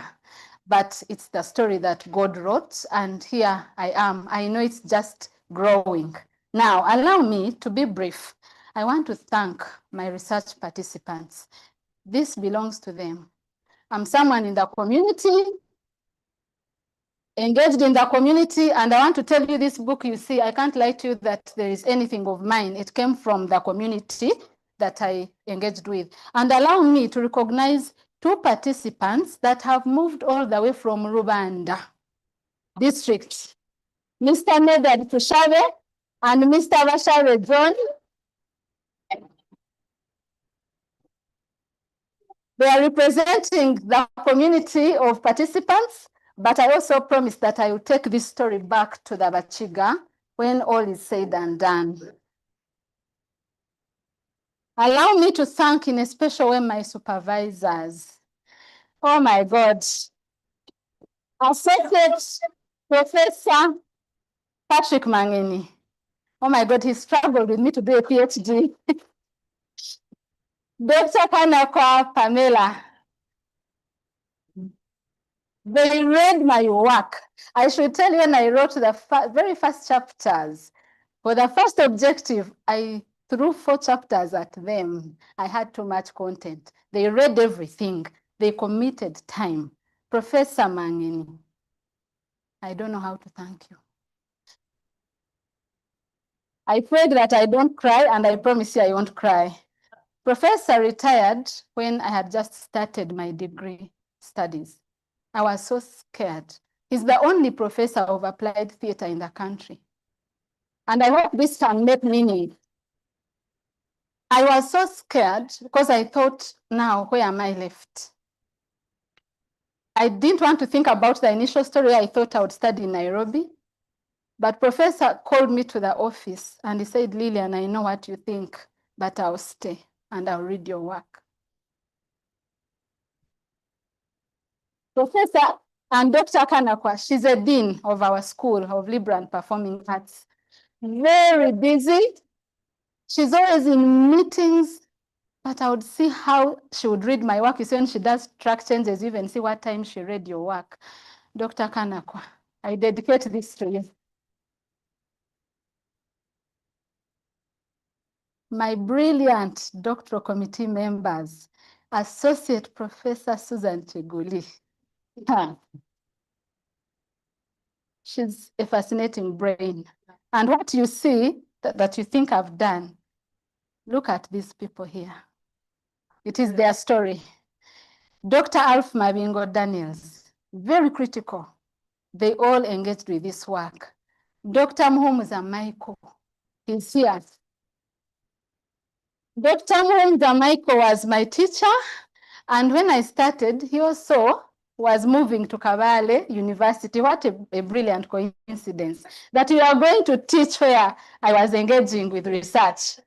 And I remember trying to bargain a lot with him and plead, but he told me, don't worry, I will offer all the guidance. And see, he has come from Kabale for me. Thank you. I want to thank in a special way the critical reader, Professor Atechereza. Do you know that I invited him because, you know, when I read his work, I said she should engage with my work and come and attend my defense. So I invited him. I even met him in the course of the week, and he was smiling and he told me, I'm going to be online. And then today I see you. Thank you for reading my work. Thank you for the wonderful suggestions, contributions, and comments you've made. They are going to enrich this study. And the panel, oh my God, you're such a fascinating team. I feel that I proudly belong. And I'm going to lump up everyone. I had singled out names, but you know, working in a place for long, I don't know who I can thank and who I wouldn't thank, but the college, thank you for your acts of Ubuntu as far as I'm concerned, and for the support. The school, everyone was interested in Lillian. The mobilization was overwhelming. Someone was telling me a thing is going viral. And I said, but it's about Bakiga. It's storytelling. What is it? But it's because of your love. And my department, oh my God, these people, they made it easy. I was so scared that I would do this study in 7 years and I would be an embarrassment to myself. And they made it possible by giving me one teaching day in a week. So I would teach all the classes in one day so that I can commit time to my work. I really want to honor you and to thank you for the spirit of comradeship. And a number of the people that are here, we were contemporaries, but I'm the one who had said, no, go and be doctors, me, I will not. But they kept pushing me, and I want to thank you all. Dr. Makwa, in a special way, I can't fail to talk about you. He read my concept when I was applying for Gelda Henkel, and he gave me constructive feedback. He taught me to think, yes, with the comments he gave me, and I carried that with me all through, and I've always told you that. And I believe that I think you should come home. Yeah.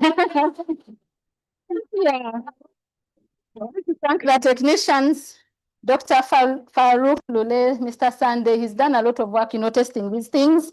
And I thank you. My cohort mates, I was funded by the Gelda Henkel Scholarship. And I want to recognize and honor the coordinators of the program, Associate Professor Edgar Nabutani. I saw him around, but I think he's left. Dr. Levis Mugunya. I didn't even know you'd be on the panel. Esther Nemitala, Duncan Muhanguzi, they funded this study. They paid my tuition. They funded the data collection. You literally pampered me. And that's why I look like this. Thank you.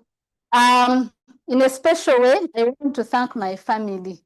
Can I request that you all stand, please? My brothers are here, my sisters-in-law, all my sisters-in-law that have come. And my other sister is on the camera there, Alan. Thank you so much for being part of the journey, for playing the motherly responsibilities when I couldn't visit my daughter, Chanel. You have loved me, you have inspired me. Mommy, I think now you can smile. And I know where Daddy is in heaven. He has smiled upon you. You are such a remarkable woman, and I am what I am because of your resilience. Thank you. I want to thank the audience that has come in big numbers, online and physically. There are some people that put aside their very busy schedules. Allow me to recognize them. Mr. Sudil Vyaruhanga Omuchiga. Thank you for coming. In a special way, I recognize the gentleman walking in, Mr. Matthew Bagonza He's from the Presidential Advisory Committee on Exports and Industry Development. And seeing him here means a lot in terms of what we are doing. Mr. Matthew Bagonza, thank you so much. And I am really grateful that you put aside your very, very busy schedules, as I know you, always in and out of the country. And with your colleague, Coleman, thank you so much for coming. Now, allow me to thank this special person.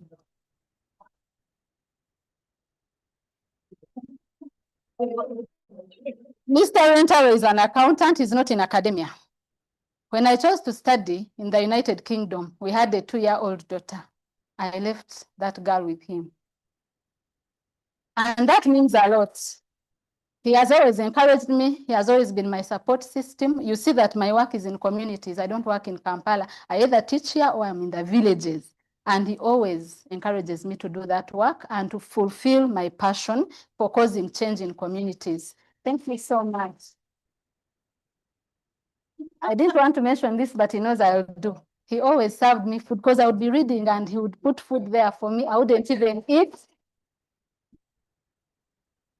And he would warm it and remind me to eat. I have to say this to inspire the men that are here. support your women. Yeah.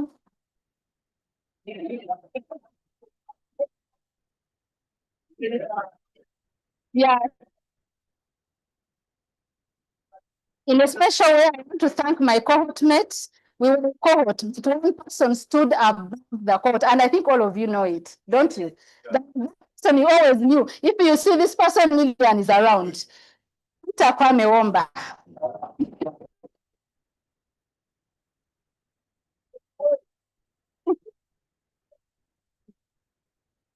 Peter is my young brother that I found on the cohort from Ghana, and we really moved. Our energy is just tied, eh? And don't be surprised what you see today, you know, and I know we are going to work a lot. We are planning on publications together already. There's a lot that we can do. And thank you for being a brother. And for me, that's my philosophy wherever I go, that, you know, make the networks. It doesn't cost a thing. Yes, thank you so much. Now, last but not least, and very difficult for me. On 23rd of September, I lost my mentor of 19 years, who took me into the field of applied theatre, Professor Jane Plasto of the United Kingdom. And she used to teach, it's so hard to talk about her in the past. She used to teach at the University of Leeds. She taught me at my master's, and what you see, she has built me. Publications, I am junior, but I have so many things I've published because of her mentorship. She's taken me to community engaged work. She's built me as an individual. And this day I want to honor her wherever she is. I know she's looking at me. We had made plans that she would be online. I didn't know that she would pass. But I know she has left with me a big network of applied theatre practitioners, and most of them had promised to be online in the UK, in Malawi, in Kenya. And I know that I'll carry the seeds that she put in me. God knows why it had to happen this way. But before she died, she wrote me an email just about a week before her, 3 weeks before her death. And she called me doctor. Yeah, she called me doctor, and I kept wondering why, because I hadn't defended my work. Yes, so I want to pray that God can grant her eternal rest, but may her love for East African theatre and community theatre live in all of us that she has touched, and also encourage each one of you to spread the seeds, to be beyond teachers to your students, and to be people that grow them, and to believe in your students like she believed in me when I didn't think I was anything in 2006.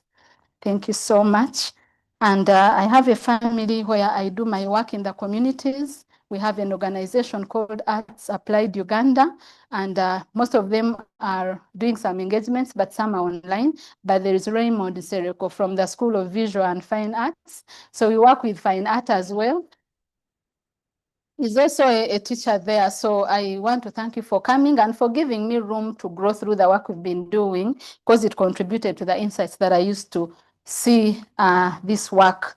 And there are so many people that are online. Allow me to mention them precisely. Dr. Matthew Elliott of the University of Leeds, Samantha Perkins, Kirili, Dr. Kate McQuaid, Dr. Alison Lloyd-Williams, Dr. Bobby Smith of the University of Warwick, Dr. Luke Whaley, Dr. Samuel Kasule, University of Derby, Dr. Chisiza Zindaba, University of Malawi, Dr. Simon Peter Otieno, University of Nairobi, Dr. Rachel Dianga. I hope that we can take this narrative and change the discourse on applied theatre in our continent. Thank you so much. I'm so overwhelmed by the love, and I don't know how to start using that title because I'm so used to Madam. It has been a fabulous day. I have felt the love and the warmth. Let's take it on. Thank you. My chair, my namesake. Now I qualify. Thank you. Congratulations. I love you so much. You have made this such a fun day for me. I didn't feel tensed up because of the way you did it. Thank you. Yes, thank you. So, can one pieces, eh? Photos. I want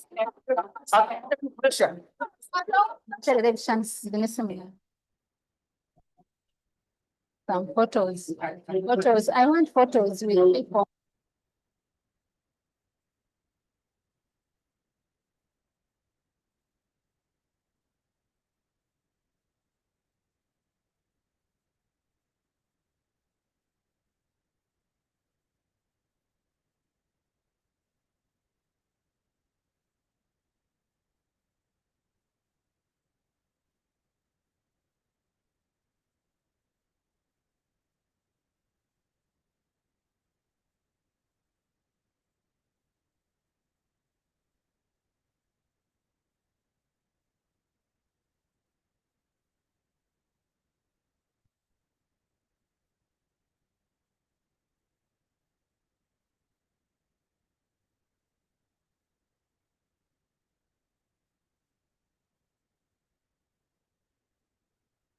Thank you so much for sharing us.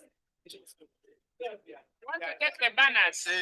The other two. He was not crying. The other two. But you said they're going to do it outside. Hey, I wanted.